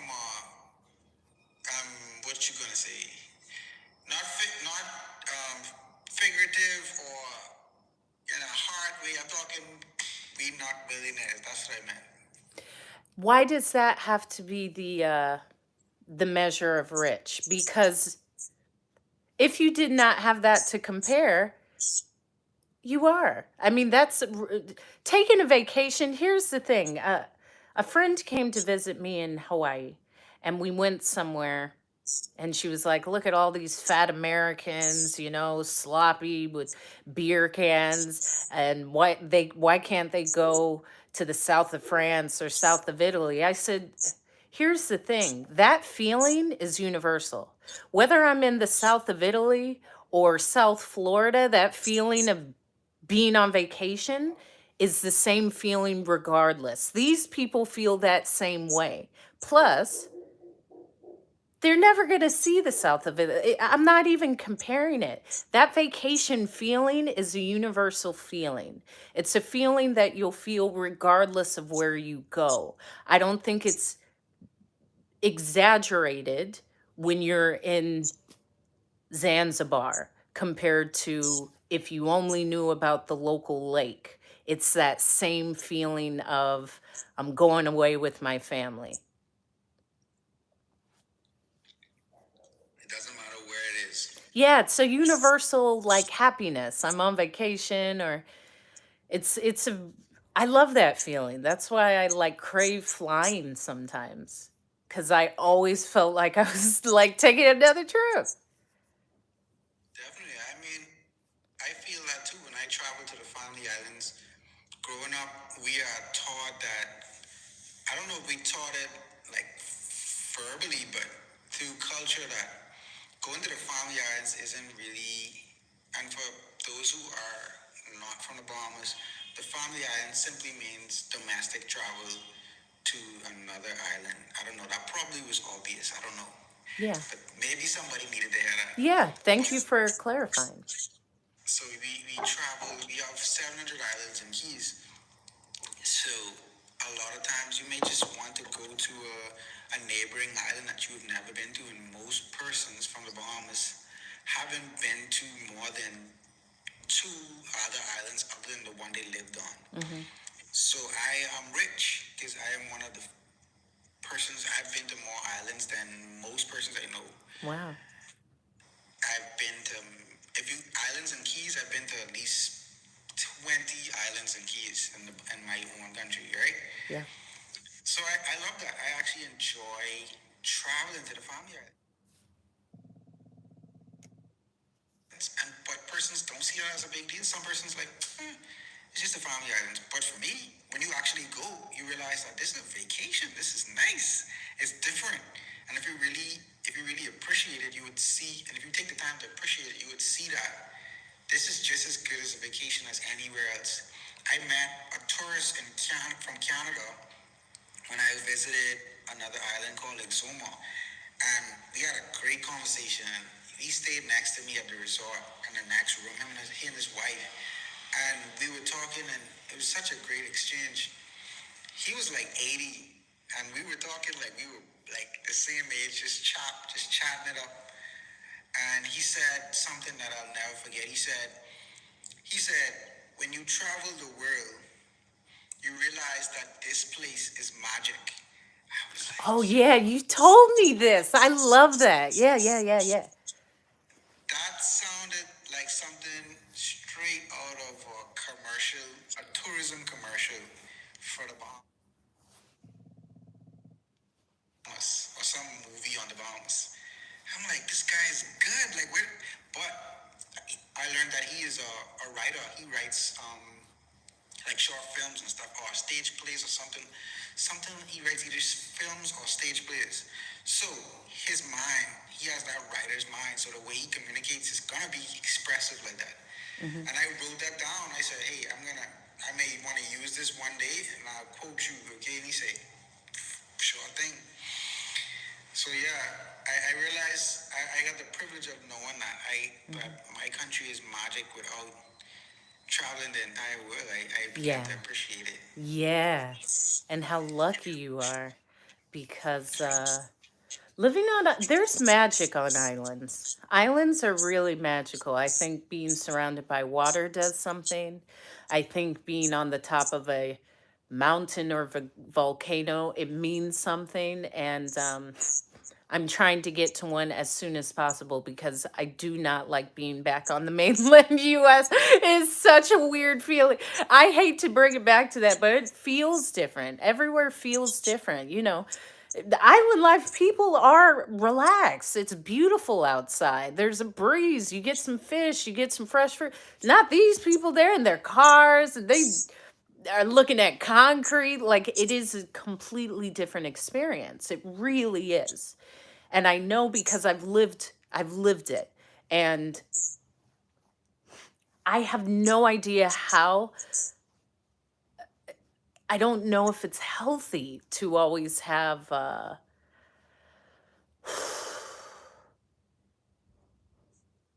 I don't know. It's as my dad says, "What's up, handsome?" It's kind of the burden of traveling. Like you've seen so much that it's something that you will like why would you live here? And I get it. But I'm just so expanded that actually think I'll live wherever I want. Most people don't have that thought. Their thought isn't, oh, yeah, I'm going to up and move to like an island. They don't even know that they're like, what are you, how would I do that? Why would I do that? I don't know anyone. I don't have the money. I won't have it's not going to exist. So for me to even expect someone to say, I'm going to leave my home and comfort for this idyllic island, it doesn't make sense. It won't. It's like it's like any city. Someone who grew up in a city, it's gonna take an adjustment to move to an island. And funny enough, even within the island life, it takes adjustment to move to other islands. Like Yeah. for me, I live in the city, which is still an island. But if I was to move to any other island, it would be a huge adjustment Yeah. because because the lifestyle is so slow. Versus if one of them were to move, the adjustment would be regular stuff like moving from family. But other than that, the pace of living would be pretty much the same for Yeah. me. Coming from the capital city where there's pretty much everything at my fingertips that I need, Yeah. like those islands, they have the smaller islands. They have not necessarily smaller in size, but the other islands they have some of them have one bank, two banks. Not everyone can handle. Not everyone can handle like that difficulty and the time it takes to process business. Having to come to the capital for certain things. No hospitals. It's a lot. There's one hospital on one island has a hospital other than here, than the city, and the other ones just have clinics. So it's a really interesting lifestyle. You Yeah. have to be prepared. Yeah, and listen, and here's again someone who had to adjust. There's nothing that can prepare you for it. The only thing that you can do is adjust and take your time because it's just what you have to do. And I get it seems so foreign, especially if you're from a major city. Even Maui isn't a major city, but one heavy rain and everything could be cut, one heavy rain and the main road that gets you to the other side of the island is flooded out, and the reality of that, it's just the trade-off, and it's a trade-off I'll take. I said that, like, New York, there is no trade-off, there is no mango unless it's Whole Foods. But I learned that. We have an island like that actually. We have an island called Aluta.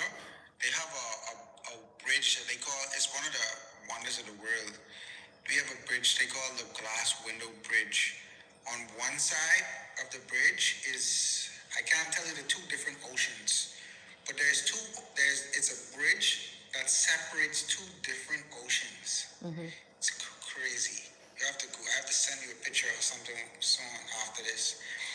But basically, one side is super calm, like almost like a beach on one side, Hmm. and the other side is deep blue seas. So you have the light blue, turquoise, shallow waters, Hmm. and then you have deep blue sea.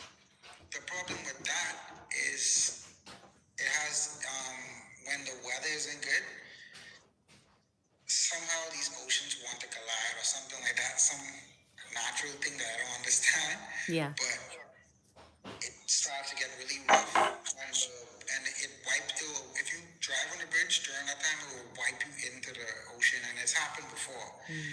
So persons really don't take that risk because it's too dangerous. So if you on the wrong side of the bridge before the weather kick up, buddy, you're gonna have to sleep at one of your friend's house or get an Yeah. Airbnb Yeah. or something. Yeah, that's island life. But they do have some tenders, small boats that can travel to the other side when even when the weather is bad. If it's not maybe too bad, Hmm. you could take the boat. But even some persons probably would be afraid to take the boat too if the weather isn't good. Yeah, yeah, because it can be that severe. Absolutely. Yeah, there's all of that. That's island life completely. We know because we've Island life. and I still love it. Mag, what's up? What's up? He said, so elegant and beautiful, aren't I? And the jacket, Yes. Actually, before Keith got on, I was telling the story. Look at these structured shoulders. Oh my gosh. So it's a beautiful jacket that I got for €1 in Paris, in the Marais. The Marais district, or the Marais, is a district within Paris which has a lot of vintage secondhand antique shops. And you know I love my vintage. And so I think, and of course you would love it. Why not? I have impeccable style. Come on. And I'm glad you love it. So I went to my favorite thrift store, and I think he had bins out. He was clearing out all of his stuff. And I searched and I found this, and it was €1. And it has followed me. What? Yeah, it's followed me to 3, 4 houses. Whenever I move, I get rid of everything except the things I absolutely love. I need to find that thrift store. I hope it's still open. Well, I'm gifted. Like, I tell people that. Well, I I'm gonna find the best whenever I'm things. traveling, I'm gonna tell you where I'm going so you can I'll use your come. I'll gift. come and let's go because I You will I say show me that. the thrift stores. You say what? You will show me them in person. Yes, that's my special talent. I say every thrift store, I find the best thing. Now, it could be a combination of me saying it. I used to sell thrift clothing. In fact, that was a hustle for mine. Not a hustle, but I liked doing it. And yeah, I got this in the Marais in Paris at it's still there. It's a well-known thrift store. And I love vintage shopping in Paris or anywhere in the world. And so thank you. This jacket has I could not give it away. I say, what do you absolutely love? Because I love everything, but there's certain things where I'm like, okay, I'll find it again. I'm never tripping about clothing. But this is a statement piece. I love the colors and how they blend. You always blend it. Thank And you, even, thank you. and even though we never plan it, like we We're have something else. matching. It's cool. We are such a cool, dynamic talking duo. I know, right? And speaking of thrift stores, I only went to one thrift store in the US once, and that was in 2018. And I would have you know, what else? How many pieces? I only bought about 2 or 3 pieces. But I wear one of those pants to this day. Yeah. That's 2018. Okay. And I still have that pants that I bought for $350. And Aren't they the best? it's such a great pants. I'm like, wow. You know what I need to do? What I Yeah. haven't done? Yeah. And it took all these years to think about it. I need to find out the brand of that pants because that's some good pants. Mm-hmm. I don't have many pants from 2018. That may be one of the only pants I still wear from that era, from that year. Okay. So that's a great pants. And I Yeah. actually had a tag on it too. It was in worn.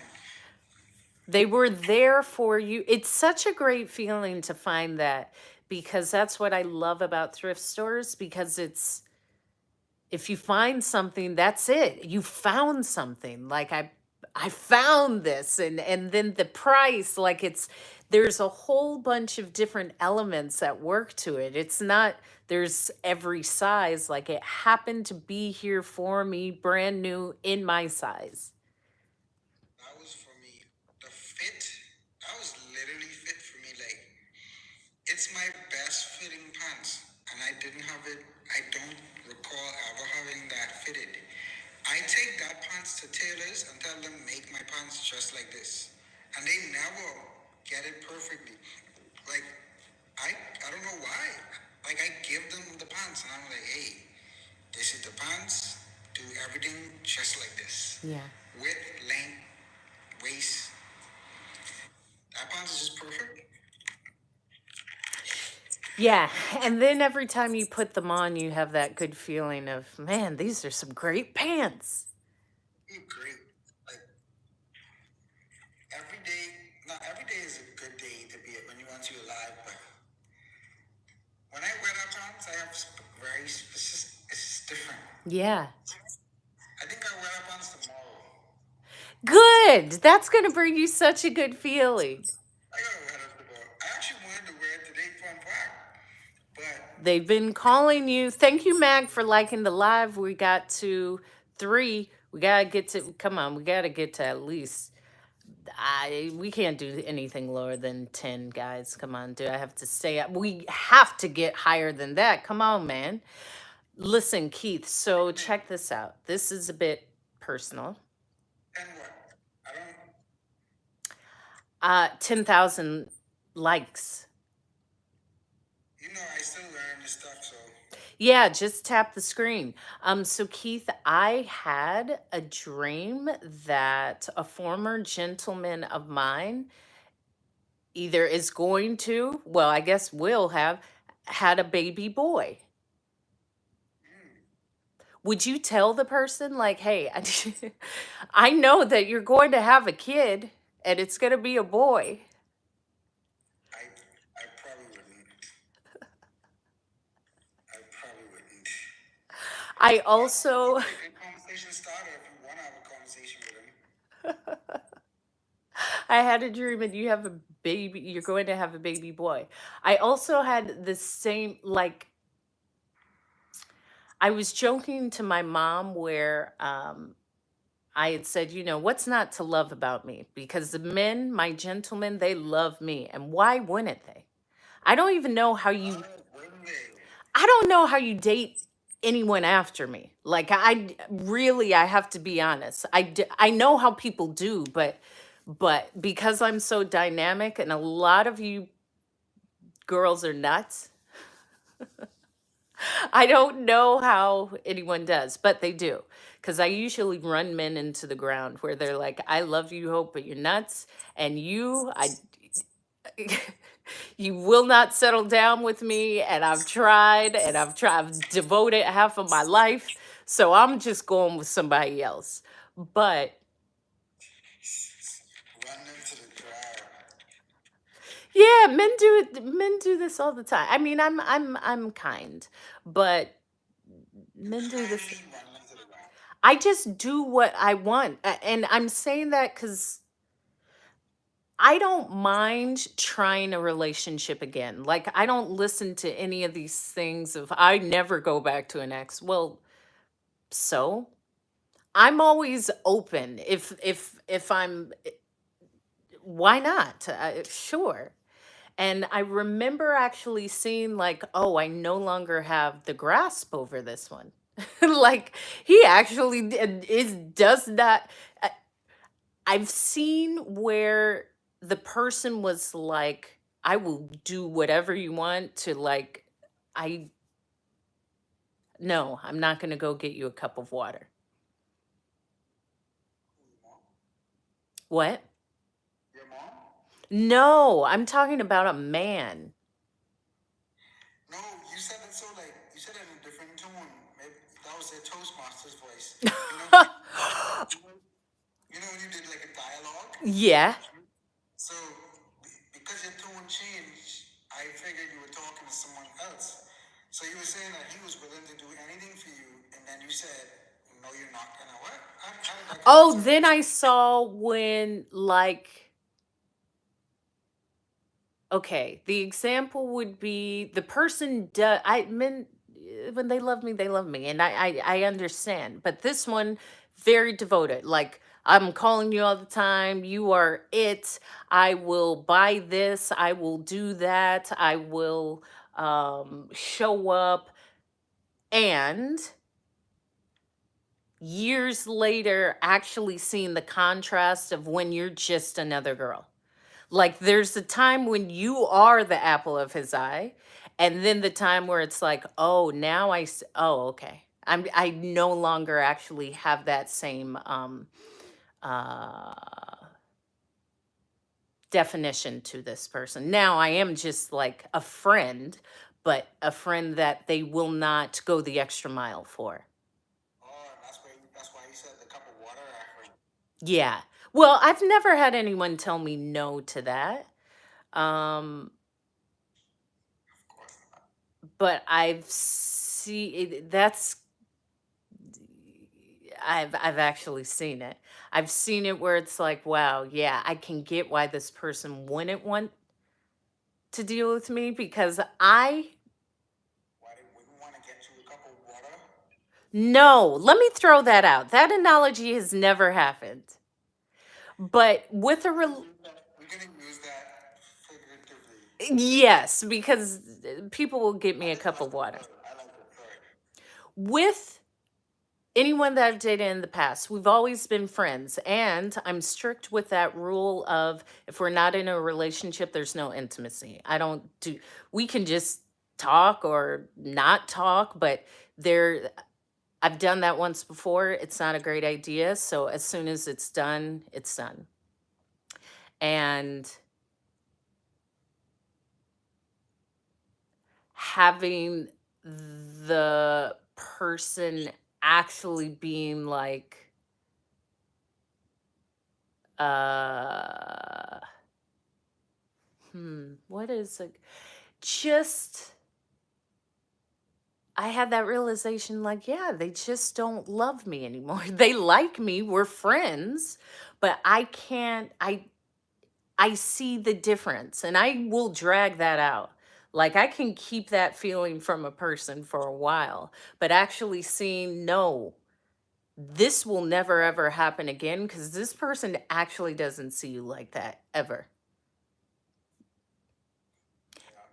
And hmm, How does it make you feel when you realize that? terrible. After how many years Oh gosh. of you guys breaking up did you realize that you didn't have that grip, that same effect? I don't know because it changes. If I'm all of my relationships have been really long. And I'm speaking from this perspective. My last relationship ended 7 years ago. So and we were together for 5 years. So my whole outlook on it, you're talking to someone who's been outside of it, even friends with the person, trying again with the person, going years without talking to the person. Like we truly are friends. And I truly see the person as a great person. But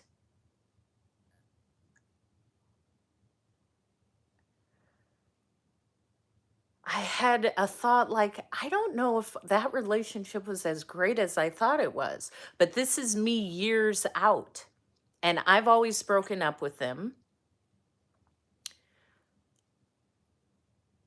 And I won't really commit unless I know. And I know specifically with one person when we were trying again, I quickly said, you know what? No. Because if it's not an immediate yes, it's a no. If I have hesitation, that hesitation typically doesn't go away. Like if I say, okay, I'm going to try again, I'm hesitant. Maybe it could. Maybe it's just the hesitation of getting in back into the relationship. We're different people. We've had different experiences. Maybe that will go away. But I think sometimes that hesitation is there for a purpose for me. And I bet on that because I believe there's times where it's a definite yes. Like absolute there is no hesitation. I don't like hesitation in any way. You're like, even if it's just you getting to know someone, and it's like a lot of hesitation about like where I should keep pursuing them. Whenever I actually really like someone, is I usually try. I mean, if I have any hesitation, it's me trying to resist talking to them so much or kind of restrain myself more or less for Yeah. whatever reason. Not me trying to figure out if I like them. Yeah, you know that. You can feel that. That's why I say it's never a lot of you guys must be settling because I don't know how you can just hop into these relationships so quickly and know. I it to know someone and to connect with your feeling and to like put yourself in that space to be available and vulnerable is like a whole different way of seeing life. I think a lot of people You said it right. I think a lot of persons settle and they make more or less business decisions.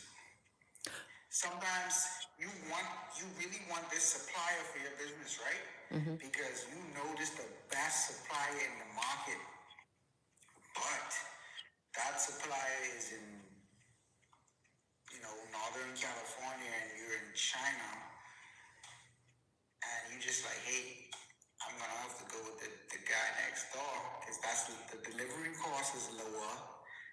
The materials may be cheaper, but hey, at least I get to make more profits. It's like you settle. I think a lot of people settle. Well, if you don't like yourself, you will, I will, no, here's the thing. I'm always going to assume there will be someone where I don't feel like this. Now, again, I haven't had many. I count my last one, the one before. I've had 3 very long relationships, one 5 years, one 3 years, one 2.5 years. Outside of that, I'm okay with myself. So there was a time where I told the person, hey, I like to go outside. I like to go hiking. You know this. You've always known this about me. I feel good when we do that together. How do you feel about that? Because I would like us to do that once a month. That would make me feel good. You like to watch movies and go to the movies? Sure. I like to be outside. All right, Hope, we'll go outside. Okay, let me set a date. How about we go Saturday? Okay, let's go Saturday. Or in this instance, I said, let's go out to this new restaurant and then go thrift shopping. I like going thrift shopping. Okay, on the way to the restaurant, something felt different. I was like, okay, that's kind of weird. We get to the restaurant and the gentleman is not good. And I said, what's wrong? And he said, I don't want to be here. I said, what? But we planned this and I don't understand. I'm happy being here and we discussed this. And he said, yeah, but I can change my mind. And I said, okay, so you want to go home because we're going to go thrifting? And he said, yeah, I'd rather be at home. And it was hurtful, but it was very direct. So we came home and I thought even that is like not going to just get better. What just happened was clear and honest direct communication where I requested something, makes me feel good, and there's a change in behavior. That is enough for me to say, this may not be the best place for me. Because once it happens again, I'm going to have to either convince myself that it won't happen again or get it used to it happening again. Does this make sense? And that was enough for me to say, okay, no, I'm okay. I'm good off of this. Or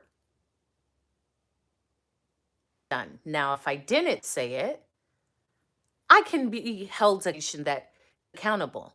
But if I've shared it with you, yes, and it's never done, that's a choice. And that's a reality. Go ahead. Is it he just wasn't willing to do the things you wanted to do, or like he didn't at all? The person said sometimes they just have these low episodes where in a matter of minutes they just are a really cold individual. Like it was kind of a swift thing. And I had mentioned, well, maybe something needs to be done about that. There may be medication, there may be a form of therapy because that's really hurtful for me. That was like a switch. And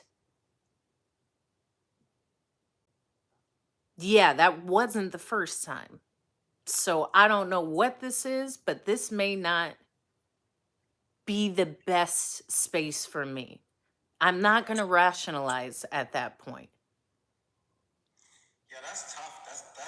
That's definitely something tough to be able to deal with on for a long extended period of time. I can't imagine you having to go through that maybe even once a month for an extended time. Like that's gonna be if you have to do that multiple times a month, that's a lot. Yeah, And we ain't getting to multiple times. It's done. Like for me, that's what I'm saying. For me to say this will not happen or this may get better,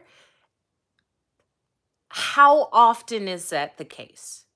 And also having the conversation. If I have a clear and direct, I'm a very clear communicator now. I haven't always been. But if I can communicate with you, but still see the same results, that is my choosing to not see consistent behavior and expect something different.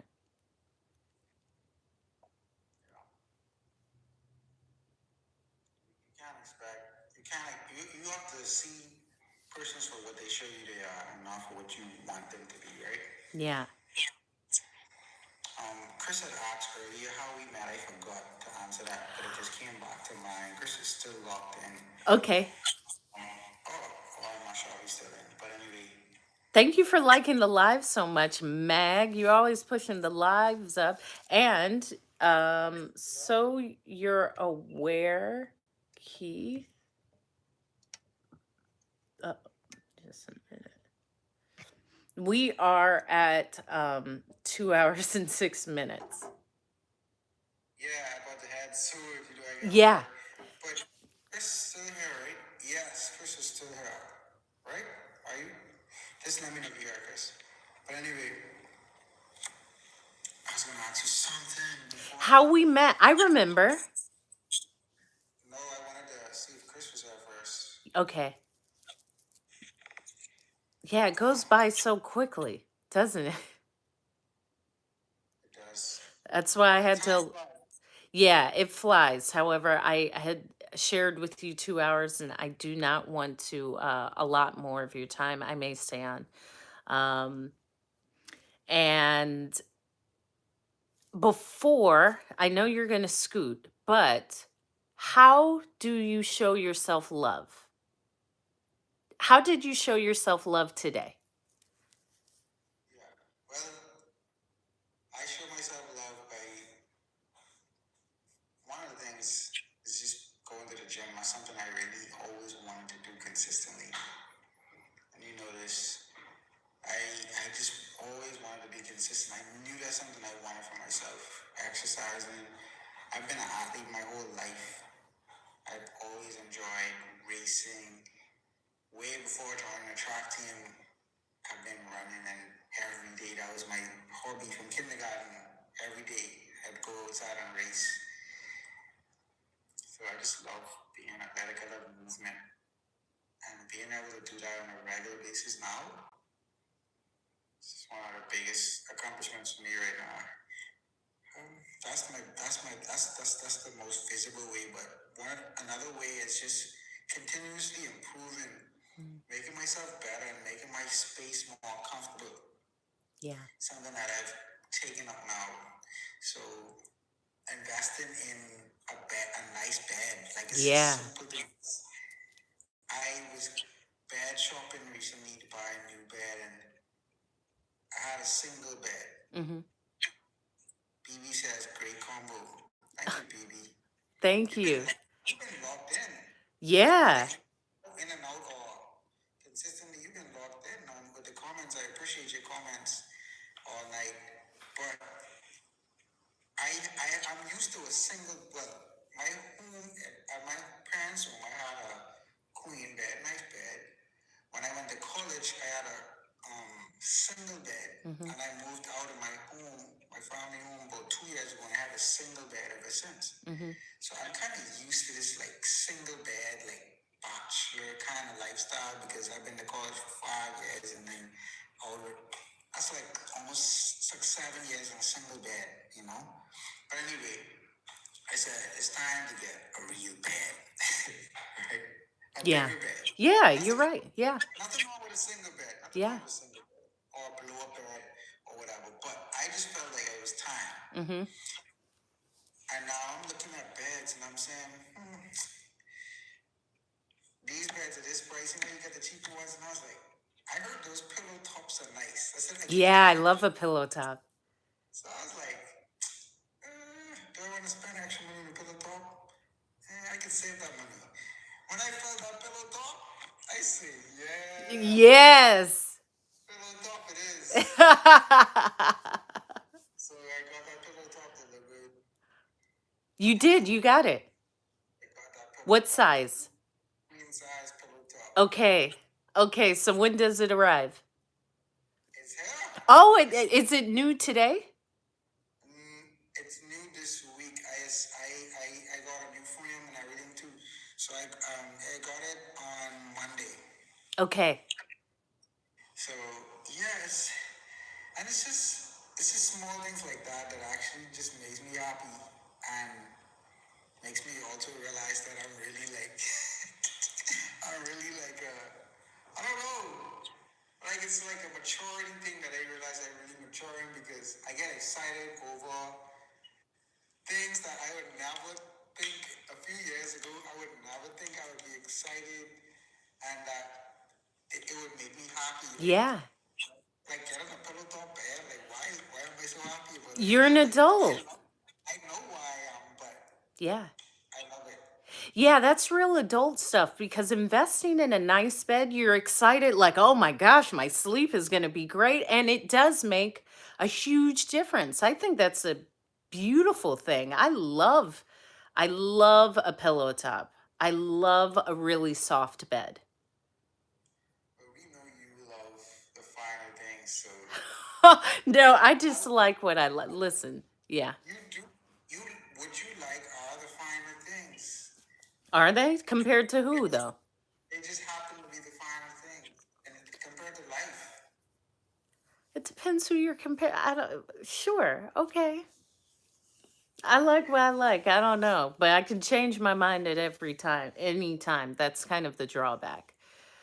Um, BB says small victories paint a great picture. I like that. oh, what was that? Small victories paint the big picture. Paint a great picture. I love that quote. Yeah, I like that. Definitely, this. And I mentioned it earlier. My stepdad spoke about it. Basically, this small, quote unquote, small victories, just like Hope was telling me, like why aren't you rich? So the small victories, we call them small victories because we always comparing it to something bigger, right?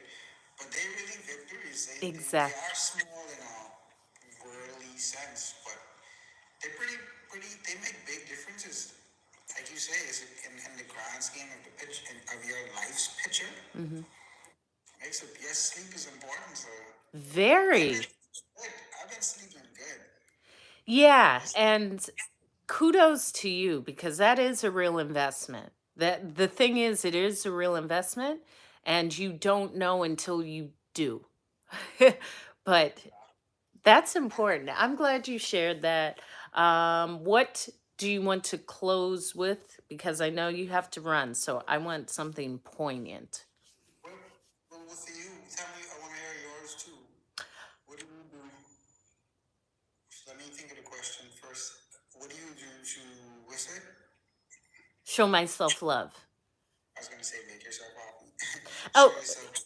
yeah, I think it's the same. It could be considered the same because I'm always happy. Everything is happiness. Regardless of what I'm doing, I'm happy doing it. It's the same as you said, moving my body. And I met a friend, my Valentine, and we meet on Wednesdays and usually walk or we're active. And we chose to hop on the bike, so I did about 10 miles round trip. We went for a long bike ride. We stopped and got a chai tea, these bracelets, took the scenic way back. And it was beautiful because I love a bike. I love moving my body. I love being outside. The sun was out. This is all labor of love. but really it's also to release. Like sometimes you need to move your body, things need to be broken up. So moving my body is a big labor of love for me and was today. Definitely. You've been so consistent with that over the years, and that's really, really kudos to you for that. It is about that. You've been about this life. You're not new to this. You're true to this, as we say. You are a witness to this. You just, once it's a habit though, Skating, yeah, hiking, yes, dancing, yes. exercising. I was canoeing for a while, Hawaiian canoeing, which was like intense, but that was cool. Yeah, When walking instead of driving sometimes. yeah, If you see me, yeah. How do yeah, you remember. like you've been about this movement life. So it's so freeing. Like today at the gym, I watched a speech where this lady was talking about breathing. She was talking Yeah, about the importance of breathing. And she said set an alarm for 2:12. It was such a random time. And that's what I like, the randomness of it. And I think I did it for the next day just to test it out. And she said at that time, and then the reason why she did it, she wanted all the person in the audience, you know, when they scattered and went home, to breathe at the same time, just to kind of have this unified experience even after the speech. And that's so impactful to do a speech and then after the next day, person's actually practicing what you talk about. Like you've accomplished whatever you should have accomplished if people believe your speech and practice what you asked them to do. yeah, If it helps them, of course. But anyway, so I did it the next day, and I don't do it every day, but there's some days I remember, and I just stop and I just breathe. I spend like a minute or so just focusing on breathing, yeah, just calming my body. So at the gym, I finished a set of, I did chest, which is my favorite thing to work. Got to get these chests big. So I was doing some cable flies, and I just stopped in between after my set, and I just decided to focus on breathing randomly. And I closed my eyes and I was just breathing, having a great time. Like I was kind of in the corner. I felt like I wasn't being watched or anything. I didn't care, but it was just me in the gym at the time. And then I heard someone say, excuse me. I was like, oh, I forgot I was around people. what did they need the machine or No, something? he wanted like it was like a rope, the pull down rope. Yeah, He wanted it, but it was like behind me, so he wanted to get the rope so he could go and do that workout somewhere else. But I really I couldn't get back in the like I was in this rhythm. I couldn't get back into it after that because at that point I literally kind of forgot that I was around people, and when he woke me up in a sense of from my breathing, yeah, it was too late. I was like, I gotta do this another day. oh, sorry, sorry, that's But that's funny. always just nice to forget that people were there and just calm. It was so calming. Yeah, Sometimes in between my sets, I walk outside because we have like the outdoor power portion of the gym, and I just get some fresh air, kind of lay my hand against the fence, and just enjoy breathing and life. yeah. Movement just movement slows down time in a sense. Mm. Like you don't, it's no rushing when you're moving. It's just like you just go in and you just feeling their body and being one with your body. Yeah. I love it. Yeah, I love it. And while I was biking, I was doing my just really taking in the scenery and the day and the movement, and how when you bring your attention to your breath and you almost I check in, you're slowing down, I'm taking full deep breaths. It's a whole nother meditation, and it brings like awareness to life in a way that you don't feel when you aren't aware of taking a breath. So I commend you. Thank you. BB says, "What makes Keith happy?" That those things kind of make me happy as well. But I just add one thing that makes me happy, and it's Yeah. improving, and just getting better. Yeah. Not Grant Cardone. He's kind of similar to Grant Cardone. Gary V. Tony Robbins. Tone. I wouldn't say similar, but they have similar like vibrations in the way they speak. Hmm. Um, but Tony Robbins spoke about he spoke about this, like he defines happiness as and progress as kind of the same thing, and I kind of adopted that a little. I realized it for myself that that's what actually makes me happy: progress and seeing myself move from one place to somewhere that I wanted to be closer and closer. That's what I really like. I just really like this journey of life, and seeing how I am moving on journeys. Yeah.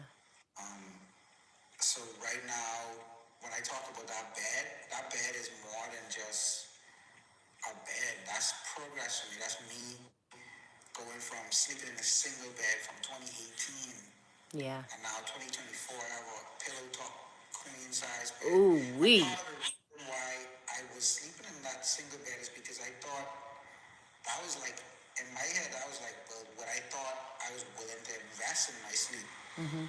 Now I take myself a little more serious and have more to invest in myself, and me having more to invest in myself it makes me feel happy. Yeah.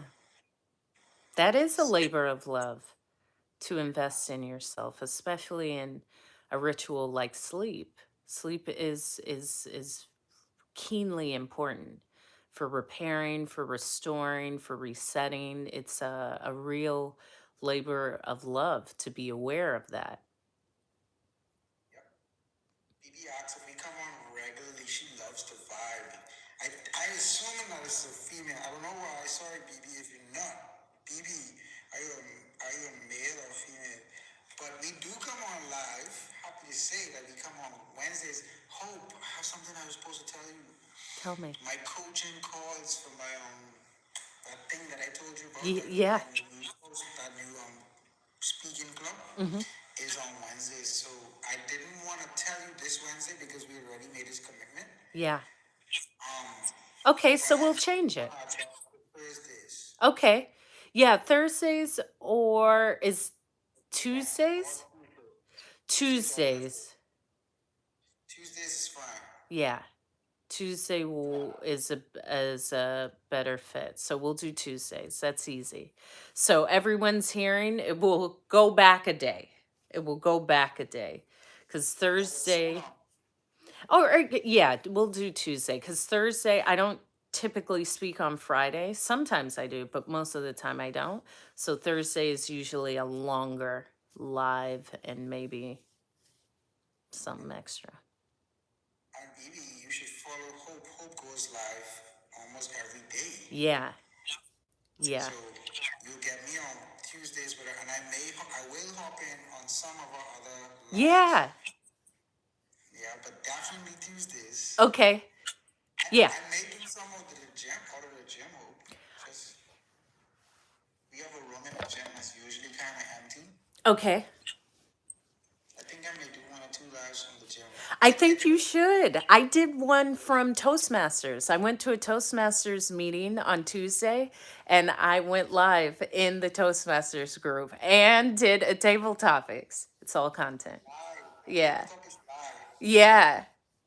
That is so cool. I told I You should I'm open it. I'm real about this. Like the simple fact is I talk about Toastmasters, but why not just see me in the meeting and see there was two speeches and some people didn't want to be on camera and that's okay. Most of the time it was facing me.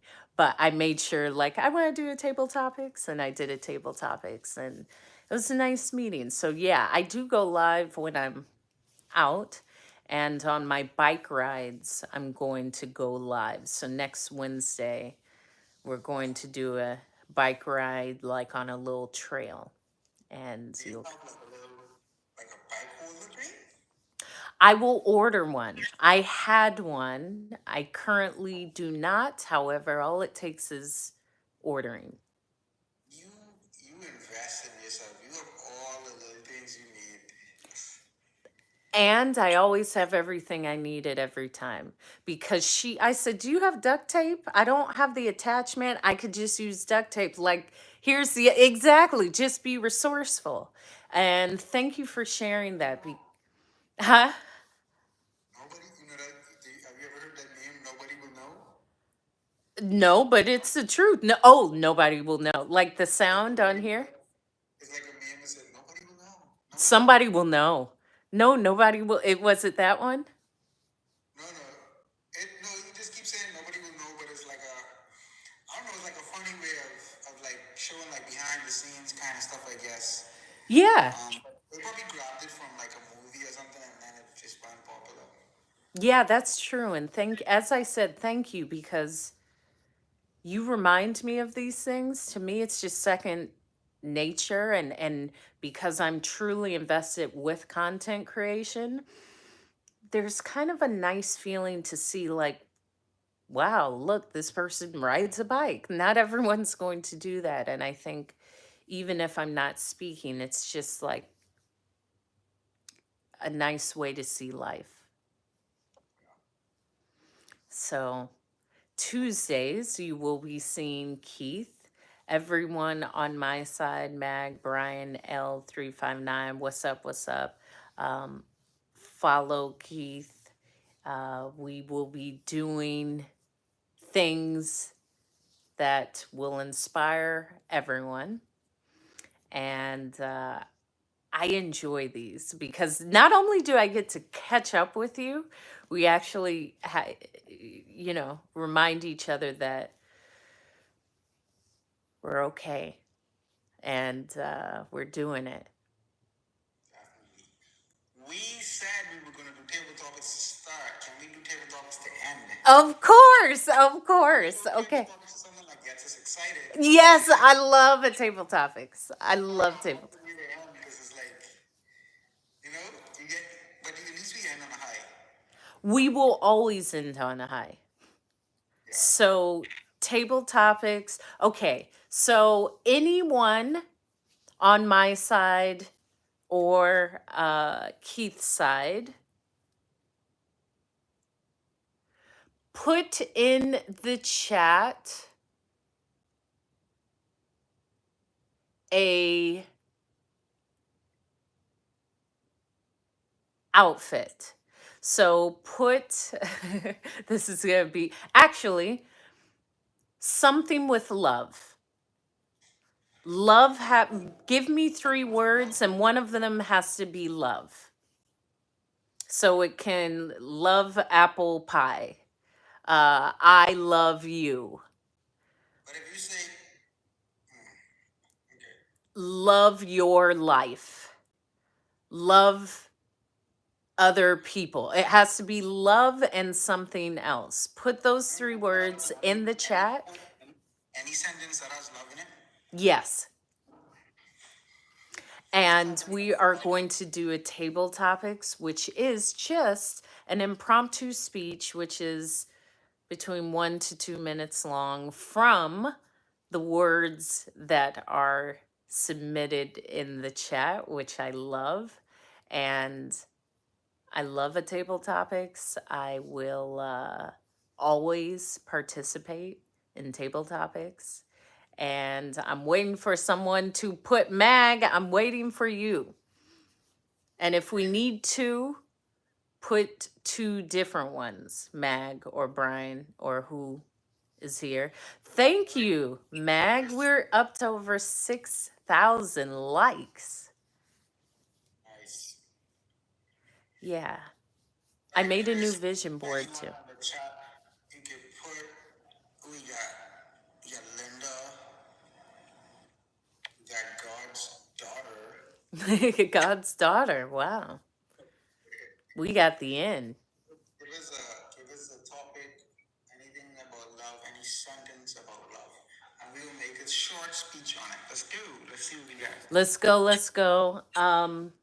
Yeah, I'm growing, I'm changing. I made a vision board last night because I had to redefine the goals and I put it on my screensaver on my computer. It's going as the screensaver of my phone, but very clear. I looked at it last night. I like envisioned it first thing in the morning. I've gotten so much clarity, and I shared this with my mom since my dad's death, and I told you, I just have clarity.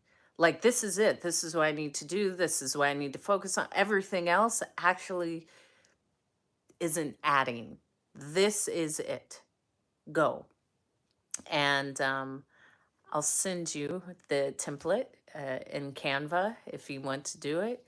And I think they're helpful. My friend Charlie did a whole event on vision boards. I was there. It was nice. Did you? Okay, so what? And you made one, right? I did not. I was more of a. I did the video and photos for the event. So Okay. I kind of captured persons doing their vision board. Mag, can you put a lot something about love in the chat? Come on. I see you liking the live. We need love something. And I love that you got me up to 7,000 likes. And I'm going to love when you give me a sentence for us to build our table topics and put two of them so one of us each can act it out. I made dinner for my sister and my mom. Like, this is a nice little thing. I'm I I appreciate where I am in life. It's really nice. Nice. So, homie, making dinners for the family. You know I love to cook, and it tastes good. Bro, you always cooking something interesting. Do you ever cook anything like just like basic like No. Come on, Keith. Basic. regular the baked chicken? I don't eat chicken, but I would do that. I did fish today and like just finger thing like fried tortillas to make tortilla chips. Did some fish, some salsa, guacamole. Took black beans and blended it with cilantro and onions and garlic and chipotle and made a little black bean thing. Yeah, keep it quiet, Mom. Keep it quiet. What are you laughing at? Okay, you get some ice, Miss Williams. Okay, you got your kerchief on. It's time for you to go to bed. Did you enjoy your dinner? I love my dinner. Thank you so much. I never thought that little girl that was running around with all that fuzzy hair, talking about Reese's cake and candy, would be up here cooking me a great dinner. Yeah, I could do a great dinner. It's because I love you, Mom, and you gave me your best. Because when I go out to the beach, I wear the smallest bikini, and I say, Mom, I'm only showing what you gave me. And she says, I gave you my best. Good night. All right, so I don't have any responses in the chat. What is your solution, Keith? We can just give each other topics. I don't have any responses either. Okay. Mine ain't showing up. No, I don't see it. All I see is, are you talking to me, Mag, or were you? I don't see anything. I only see because it's with me, and then it says mine ain't showing up, but I don't see anything in between. BB is back. BB, are you here? Can you give me a topic? We are doing what you call table topics, and it's an impromptu speech, so you can just give us a topic about love. Anything about love, whether it's any words about love that has the word love in it, or a sentence. Go ahead, BB. BB, I think BB will give us something. Yeah. Yeah. BB says sure. He put love, laugh, love. I still say he or she hasn't confirmed yet, but hey, With I what, have a good single? feeling about. Pardon? What hasn't been confirmed? Whether BB is a male or female. Oh, no picture to No picture. love, laugh, love. Ah, you going for that one? Or That's what we got. I'm saying more than that. LOL. Love, laugh, love. Okay, I mean, I think they meant live, because that's a popular thing. yeah, but this is spelled out love, laugh, love. Maybe it is live, laugh, love. That's what. So I know that's people use that a lot. Yeah, in signs and decorations. Okay, so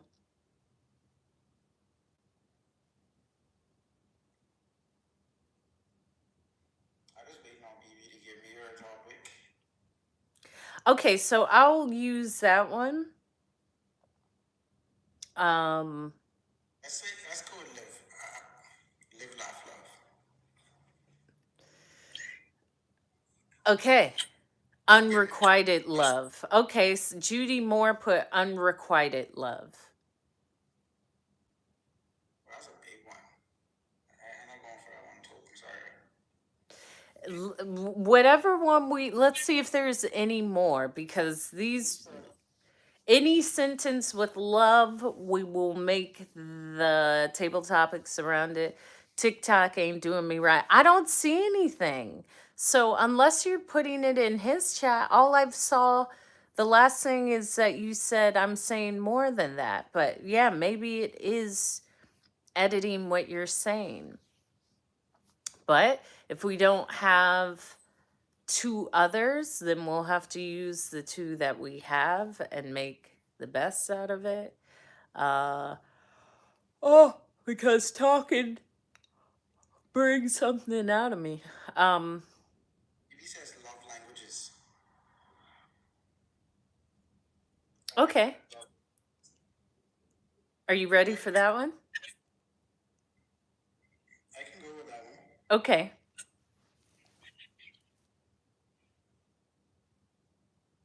Love don't cost a thing. That's a good one. I like that one. All right. In 2 minutes, love don't cost a thing. I like that. I like that one better. Love don't cost a thing. Cause love don't cost a thing. Even though I cannot sing, love don't cost a thing. So I'm quite sure that the woman that I will not the woman of my dreams, but the woman of my reality, my future reality, would appreciate me despite the fact that my singing is terrible. I remember watching that movie Love Don't Cost a Thing countless times. I had it on repeat. Christina Milian was in fact my best friend in primary school. What I liked about that movie most was not just the beauty of Christina, but the deep love that I saw between Nick and Christina. And it showed that despite the fact that he wasn't always this popular, rich guy, he always had something in him that was worthy of being loved. You see, he got caught up in the money and the flashy things, and he began to think that that was what made him who he was.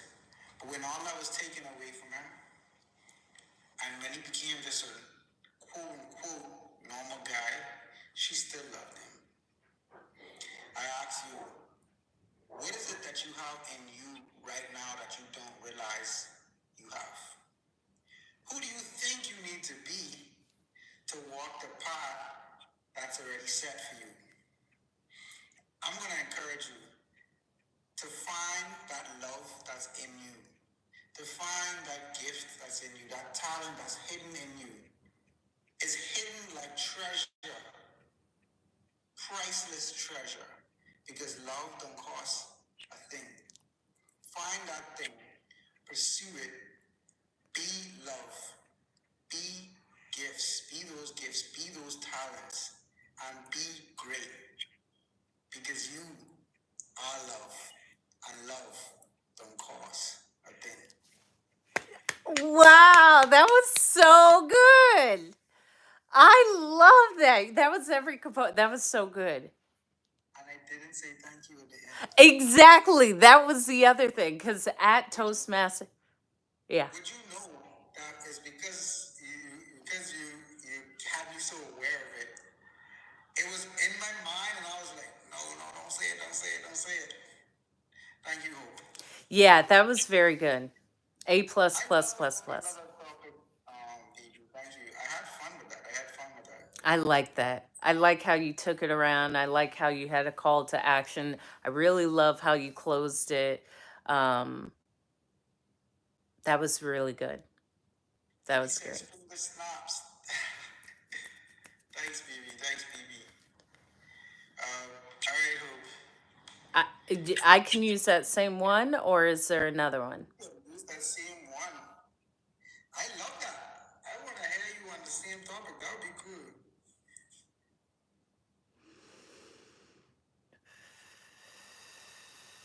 Love does cost something. I do like what I like. So even the thought of it don't cost anything doesn't make sense. Because what is the payment? When you're speaking of it doesn't cost anything, well, again, when I ask what is the cost, your time is quite a bit of payment in itself. I mean, that's the one form of payment you will never get back. You can never have refunded, and you can't exchange it.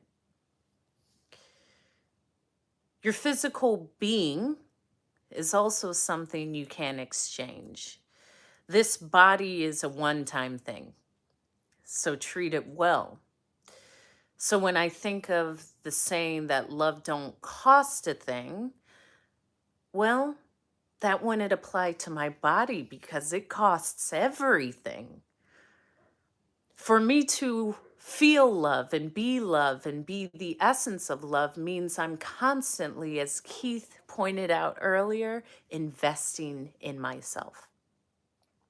My physical body is my investment. So when I'm speaking of love, when I'm pouring love into me by riding a bike, or when I take the investment of time to sit here with Keith, you must understand that it does cost something. But it's really to understand that the cost is nothing that you physically give. It's an invisible exchange. And with the market of love, invest well and invest wisely. Because, well, you can never not have more love. But when we invest love into those things that don't truly love us, that investment may teach us more about what we're not. So again, I believe that it costs something, but I know that we all have an infinite balance to continuously add love to our bank. So go make a deposit. Send as many withdrawals of love as you can in the day. And know that the stock market for love for you and I will never crash. And that's it.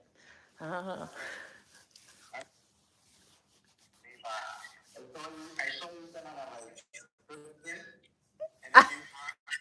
and then you went back to your original thought, which kind of centered you. You know, you were like, okay, let me go back to where I started. There's a science. There's a science behind this, baby. Baby, there's a science. Come on now. That was interesting. I'll have to watch the playback because, again, this is on TikTok and YouTube. Go ahead. You you should watch it back because, like you said, it's a science, and she said I'm back on Tuesday. Yay! I look for you on Tuesday, baby. it's so beautiful because when you get lost, generally you try to retrace your steps in person, right? When you're physically lost, you're gonna be like, let me go back where I think I was before. And I never realized how that could tie in with a speech. That thought has never crossed my mind that going back where you started could help to strengthen your speech. Yeah, that full circle, like looping it together. Right. And maybe I knew it, but I didn't know because our introductions are usually tied closely with our conclusions. That's a good technique. Mhm. So it makes sense in a traditional speaking way, but I never really thought of it. I was getting lost and found. And I just think those parallels are so fun when you get to find it. Yeah. Yeah, that's what I love about speaking. And every sentence is a speech. So I'm usually practicing every time I speak. If I'm speaking to my mom, like it's a conscious thing. As I told you, my mindset, like I am visually, it's not even, there's no doubt, but I have to show up differently. I have to think differently if I'm really this that I say. And it's a powerful thing. And I do sometimes feel incredibly uh weird. But I take that back, not weird. Just that um I have a focus and that cuts out a lot. Yeah, you have to when you focus and you have to say no to something. You know. Well, you say no to most. Yeah. Yeah. Yeah. So, Whenever you say, I love this saying that whenever you say yes to something, you're saying no to something else. So you say yes to your goals, and that's why you're so focused. So you say no to all those things that you say you cut no. yeah. But in the long run, so you're not gonna miss any of those things that you had to say no to when you get to where you wanted to go. Yeah. Absolutely. Keith, our conversations are always so beautiful. They are. I got nothing else. I felt like Closing. that was my closing. I don't Okay. think I'm gonna come up with nothing. I'm not gonna try. I'm gonna say that. I'm not gonna try to come up with anything new or off topic. Yeah. That was natural. I like that. I like that too. And to everyone in the live on both sides, again, this will now be Tuesdays. So next Tuesday, Keith will be back around the same time. I'll put it on my story exactly what time we will start. And I kind of just start when I start. I kind of envision a time, but I show up. Life happens, Life and happens. when we show up, we're gonna show up. We said Tuesday. We're gonna be on Tuesday. We'll Even be if it's here. 5 minutes, we're gonna be here on Tuesday. We will be here. That's right. So you just make sure you here. Yeah, you don't want to miss out. Look at all this goodness. It's like it is a really cool conversation. So if you miss out, you're missing a lot. Taco Tuesdays. Oh yeah, and it'll be Taco Tuesday. I'll probably be having a taco, so that'll be cool. And I will continue to stream now all of my lives. So I'm on both TikTok and YouTube. And to any aspiring creator, that's just two forms of content. One time when the people are watching, and secondly, because it will be a part of your content archive. So it's easy to do. You don't have to plan it. You just press record and you go. And it builds a record of your content. And so I think that's important if anyone wants to feel like they're creating. That's an easy way. I would take your advice if I was if I was myself, if I was anyone listening who wanted to blow up or no, I wouldn't say blow up. I don't like that word as much as I like build a community Yeah. because Hope has been able to do that in less than a year. of Well, getting yeah, yeah. It's all with consistency, though. Like I'm As soon as I hit 1,000, I went on every day. I think I shared that with you. It was like a job. That's the difference. When I say, is it hard? Maybe, but what is the other option? Being inconsistent, doing it once a week. Like I take it very seriously, and that's the only difference. You have to act as if it's really your job. Usually that means daily. If you're not really up for that, it will still happen. It just may take more time, and that's okay. But I find that doing it daily, people see you daily, you feel better, you're consistent, you're seeing the outcome of your consistency. It's thank you. We got to 10K likes. Thank you, Mag. You tapped the screen. Thank you. Thank you. I'll stay on after because I was. Where do you see the likes? So the likes are in your upper left hand corner. So it should say your name, and right underneath your name has a heart, and next to the heart will have the number of likes. Thank you, Mag, one of my founding hopefuls. What was that? I did. I think at 5.8K. Yeah, 5,800. Nice. Yeah, that's very, very good. Look at that. People were tapping the screen for you. Um, so you're doing it too, Keith. We're showing up. You've jumped into some of my other lives. Keith randomly just jumps into the lives too. We do have a specific day where we definitely will be speaking. However, he sometimes just pops up into the lives, and that's really cool. Definitely. I'm gonna be coming more often. I do. When I was at the gym and I was leaving the gym, I had a thought and I just went on Instagram live and I haven't been on that in a while.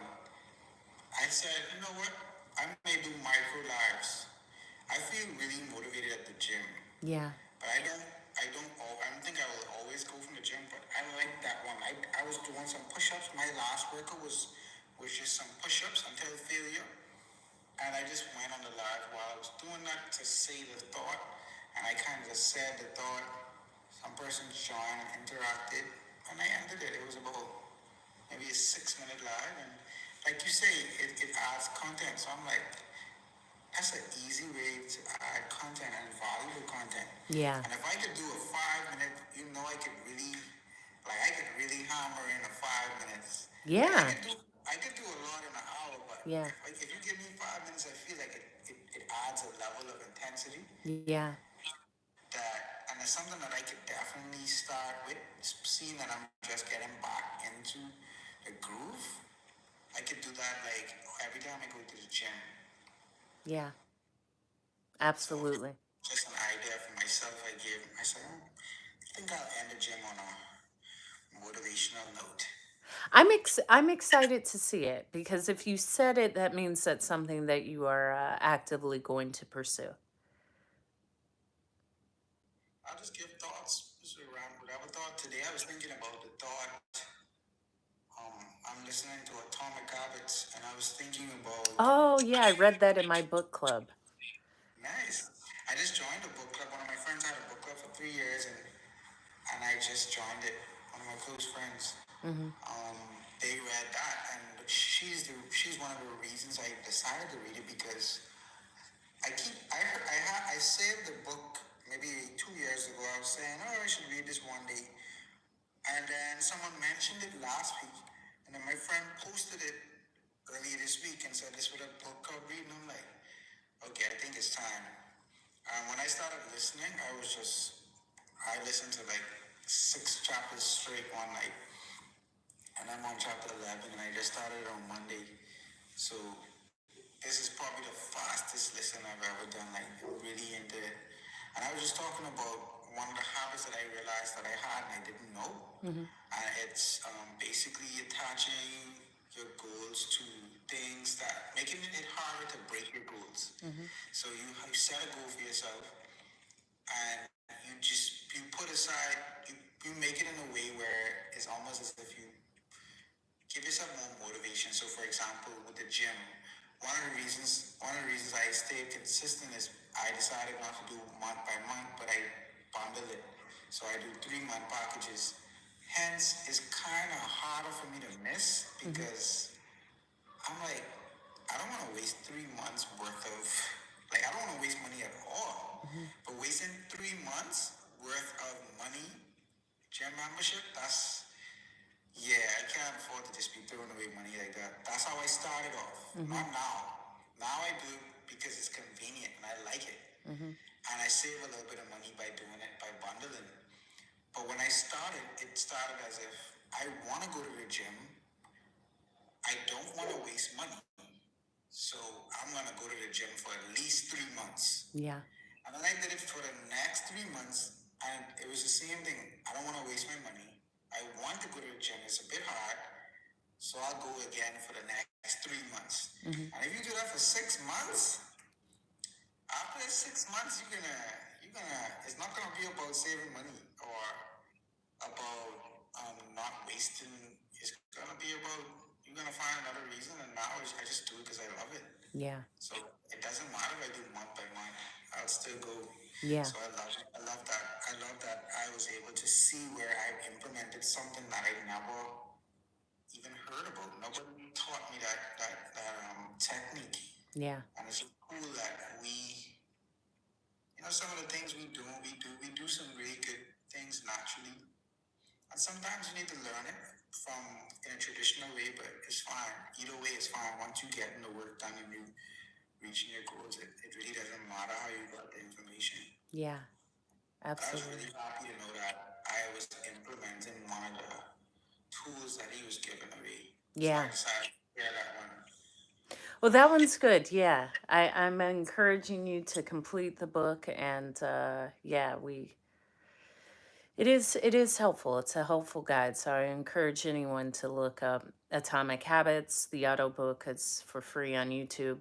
You can listen to it on YouTube. There's also a PDF for free. Or if you're in the States, you can go online and get a library card in your respective state and city, and then rent the book online for free and download it to your computer or to your phone.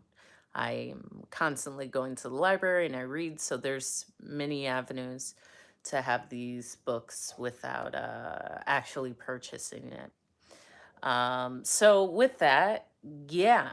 Before we go to about what I don't think we ever really talked about reading and books though. Like, are you reading anything now? What's the last thing you read? What am I Oh, I have. Hold on. Let me grab it. Oh, don't move this. Yes. I'm always reading. And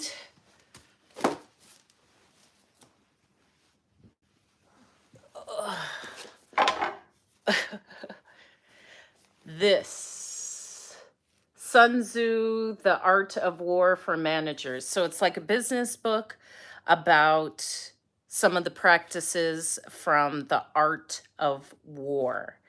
And let's see. Like, here's one. Defend yourself when you cannot defeat the enemy, and attack the enemy when you can. One defends when his strength is inadequate. He attacks when he is abundant. There's a lot of great, like, one-liners. Win a fight without fighting, all of these things. So, yeah, I have this. I typically will just have a book around me. So if I want to reach for my phone, I may just reach for a book. Or I'll say, okay, it's book time. It's something where I'm almost always forcing myself to. And sometimes I put it down for quite a while and I'll pick it up at other times. But I'll be reading a lot more now. Now it's like tunnel vision. So I gotta, yeah, lots changing. A lot can happen in 3 months. More can happen in 6 months. I like to see, like, wow, who will I be at the end of this year? Like, if when I'm consistent, what would that look like? That is like fun for me. Like if I'm consistent and it's like this now, what would that look like 10 months from now? Showing up every day 10 months. That is what drives me instead of, "Oh, I don't care, I'm not showing up." No, no, no. I want to see the outcome in 10 months, 10 years. Tony Robbins said, most people overestimate what they can do in 1 year and underestimate what they can do in 10 years. Like really take 1 year, you can do big things in 1 year, but really 1 year, if you dedicate one thing for 1 year, you can kind of almost master it ish and then add to it the following year. But staying consistent and focusing for 1 year is the game, because you may think you'll be able to. You go in with every intention to be focused, but then after 2 weeks, never mind. You have yourself to answer to. 1 year. How long have you been consistent with your social media? How long have you been back on social media? Because you've been consistent since you've been back, pretty much, for the Yeah, most part. I saw that I had actually started my TikTok in 2022, but there was a post that I made, and it was a post I was at the beach. Uh, and yeah, it's been like really consistent. I would say last year, 2023, because I had a few posts, but like 2023, once I was 3 months in, March, April, got to 1,000. That's when I just started going live and putting my lives on my YouTube and like just really taking it as that consistency. What else have you done consistently that has helped you to grow in some way? Well, Other than, well, I'm not gonna cancel out anything. Let me just say what you're gonna say. well, everything at different times. If it was Toastmasters, remember I did that for 1 year, 4 days a week, 5 hours a day. That brought, in the long run, that brought my TED Talk, that brought, I met you. There were so many things, the competitions, but um I like consistency to my liking, and I'm good at it. I can really lock in because I cut out everything else. You can cut out TV. You can really cut out most of the stuff that you do. And if you put that energy into that thing, it's going to get better and grow. But if you're not willing to cut out the mindless scrolling or just cut out like not taking care of yourself. We talk about this. That's every day. That's every day I'm moving my body a minimum of an hour. Every day. I have to stay clear. That's a part of it. That means there's things that just I won't do. We could have a whole, that's a topic right there. About that same topic of like maybe like the habits that you've created, and let's just creating habits. Consistency, consistent, healthy habits for growth or something like that. I don't know. Yeah. Like just being, it's a lot of stories in that line. I have so much things I could ask you about right now about the habits that you've built, about the journeys that you've taken over these years with your exercise. What kind of changes you've seen in your life since you started cycling and being more active? How were you before when you decided to stop for 2 years? What was the difference? Oh, that's never happened though. What do you mean stop stop what? Were you like Stop what? Are you no, this even especially as a flight attendant, I got to get this amount of sleep. The gym is here. I'm landing, I'm going to the hotel room, I'm checking in, I'm going to work out for 50 minutes. That's why I said stop for 2 years. I've never done that. Are you insane? 2 year why? there gotta be some contrast in it. I'll bring the contrast into that conversation. Yeah, but there doesn't actually have, that's the thing. There is never any contrast with that. That is that important. But my story, Okay, the story about working no, I'm out? saying like where as it relates to like, yeah, I know both sides like of the coin in that particular area as it is to falling off. Like I know what it is to like fall off, like stop working out and all that. But you're active. If you weren't working out, you're not sitting on a couch eating cookies. You're actually pretty active anyway. Your lifestyle and being a photographer, you are active regardless. You really aren't not active, even if you're not in a gym. Yeah, you're right. Like I was never a couch potato. Yeah, that's I just just not gonna happen. intentional about fitness. Yeah. I just thought I didn't think you were consistent this whole time. I thought you had some times where you stopped, where you Well, fell off. maybe if like I wasn't feeling well, but not years, not no. And I'm just active, period. It's not about I need to do this for my body. I like to, and it brings back it relates to my child inside, my inner child. I've always ridden a bike. If when I travel, I'll rent the little bikes that are on the side of the road. I would bring my rollerblades with me on layovers and rollerblade. Like it just was an integral part of my life. There was a time where I was in the gym, but the gym isn't my particular way to work out. I like to be outside, so it's easier to be active, you know?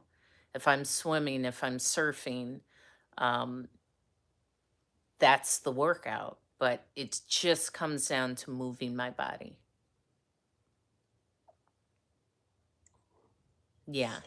Good at that. I love my body. So, yeah, and I like tanning. Today I made a post about the confidence that comes from sunbathing in the nude because if the sun is out, I need the sun to be on me. And that came from like Hawaii, but I've always liked to lay out in the sun. So that's a whole nother topic. I may, when you get off, actually rest too, because when I'm talking a lot now, I feel it and I see when my voice is like, all right, you need to take a break. And TikTok does remind you to take a break after some time to give you that reminder. Yeah. Yeah. Chef, is there a chef asks if there's a balance between your life and workout? Of course, yeah. You don't just work out. I mean, I go to work and then I go to work out, so I guess that's a balance. And Hope is always speaking, so she's not always working out. Yeah, but it's just to me it's an hour out of the day. That's it. That's the balance. Whatever you it's just an hour out of the day, even if it's a walk. Sometimes it's a 10-minute walk, but I actively do it. Balance can be like too heavy of a word sometimes. It's not something that I don't think I have to balance. It's a habit. He says he meant like sometimes it could become an addiction. That's okay. That's maybe what addiction is to one person is just how someone feels is regular. I'm open enough to say, well, if I don't know if there's a such thing as balance. Balance has to be balanced because it's always changing. Um, Finding what works for you is the balance, but that changes too when our work schedule changes or there's something new in our life or if you're in a relationship it's constantly evolving, so just evolve with it or work out with your partner. I don't know. I used to like that. I don't know, we're going off into a tangent. Okay, listen, are you closing or are you staying on? I am closing now. Because I'm about to do the same. So you go ahead and have your closing statement. I got nothing, guys. I think we said a lot. I think we're here for a lot because I think we said a lot. Yeah, I got nothing, guys. If you were locked in, then you would know why I'm okay with saying with just being satisfied. I'm happy with this conversation. Yeah. You could watch the re-upload for a lot of gems. Yeah, and I'll talk to you about that because it's on your live. If you go into your tool, you can download this live, all of your lives, and repost or chop it up and put it as content. So it's there for you too. Good. Teach me thy ways. But you guys, hope you all have a great week. I'm looking forward to seeing you on Thursday, Tuesday.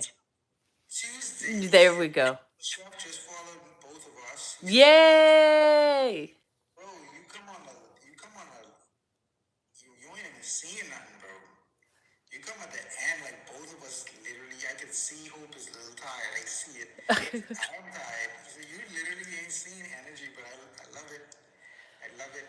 Yeah, we have our energy, but it takes something. It takes something. So, this is always fun. Keith will be here Tuesday. As soon as I hop off with Keith, I will close.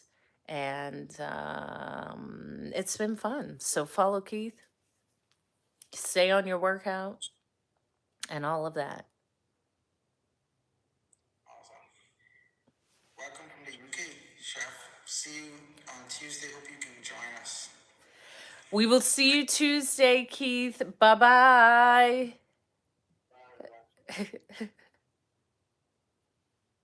Anything is possible. Keith. And I always like speaking with Keith just because it's a cool friend to have a conversation with. And now, thank you, Aaron Brown, for liking the live. I've just had greatness happen to me in every moment. And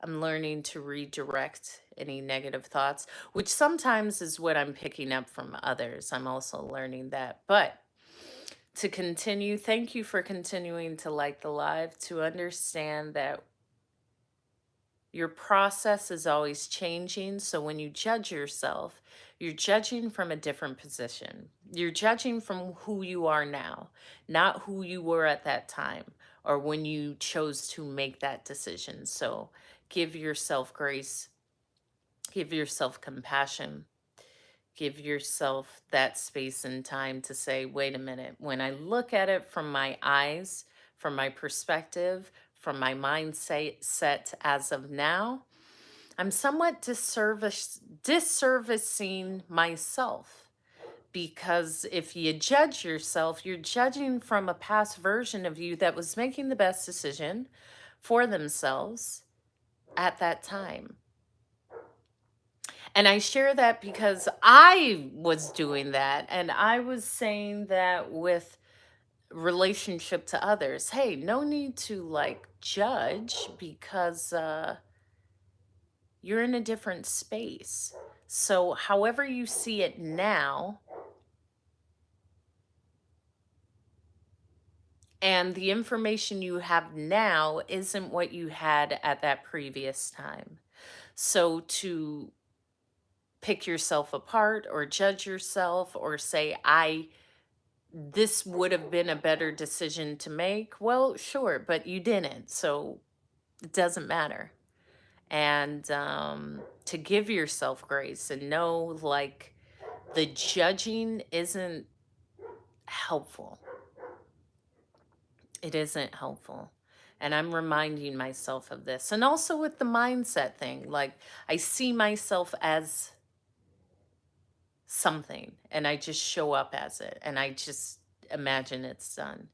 and it will be, but it's because I will constantly show up as it. And there's a lot of shifts, and we're transitioning and changing in life, and that's okay.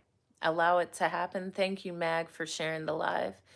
And I'm seeing it within myself, how I'm completely shifting and shifting towards things, shifting away from things, things shifting away from me, like just being open and aware, but also knowing that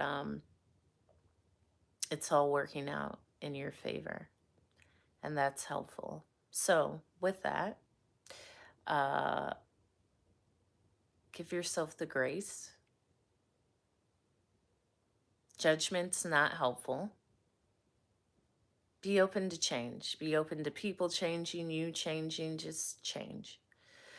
So, with that, I will close with be the reflection of love, because we all come from an infinite source of love. Thank you for continuing to like and share the live, Mag. You're a star, Mag. You're a star. Show up, because all you have to do is show up. And the hardest thing is to show up. But the third thing is that thing called consistency. If you want to be consistent, just be consistent. That just means keep doing it regularly. Do not give an excuse.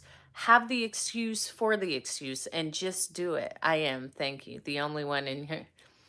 That's sweet. Thank you. If you choose to be consistent, just do it. Be like Nike. Just do it, because the payoff is the reward that you want. But until you consistently, meaning repetitively, do it, it won't come. Okay? So there's that. So as you see, I'm posting more and responding to comments. I'm like all in, and I'm excited. So check out me, subscribe to me, subscribe to my YouTube, follow me, interact with the content, do that or not. It's still all uplifting. It's just essentially me. I want you to see hope. I am no longer afraid to be seen. And with that, now I'm going to be unseen, Mag, because I am ending and working on some things. This was streamed on YouTube Live, so there's that. And subscribe to my Hope is Speaking at YouTube to find me, okay? Find the love in you, be the love in you, and give yourself even more love. I will see y'all tomorrow. Bye.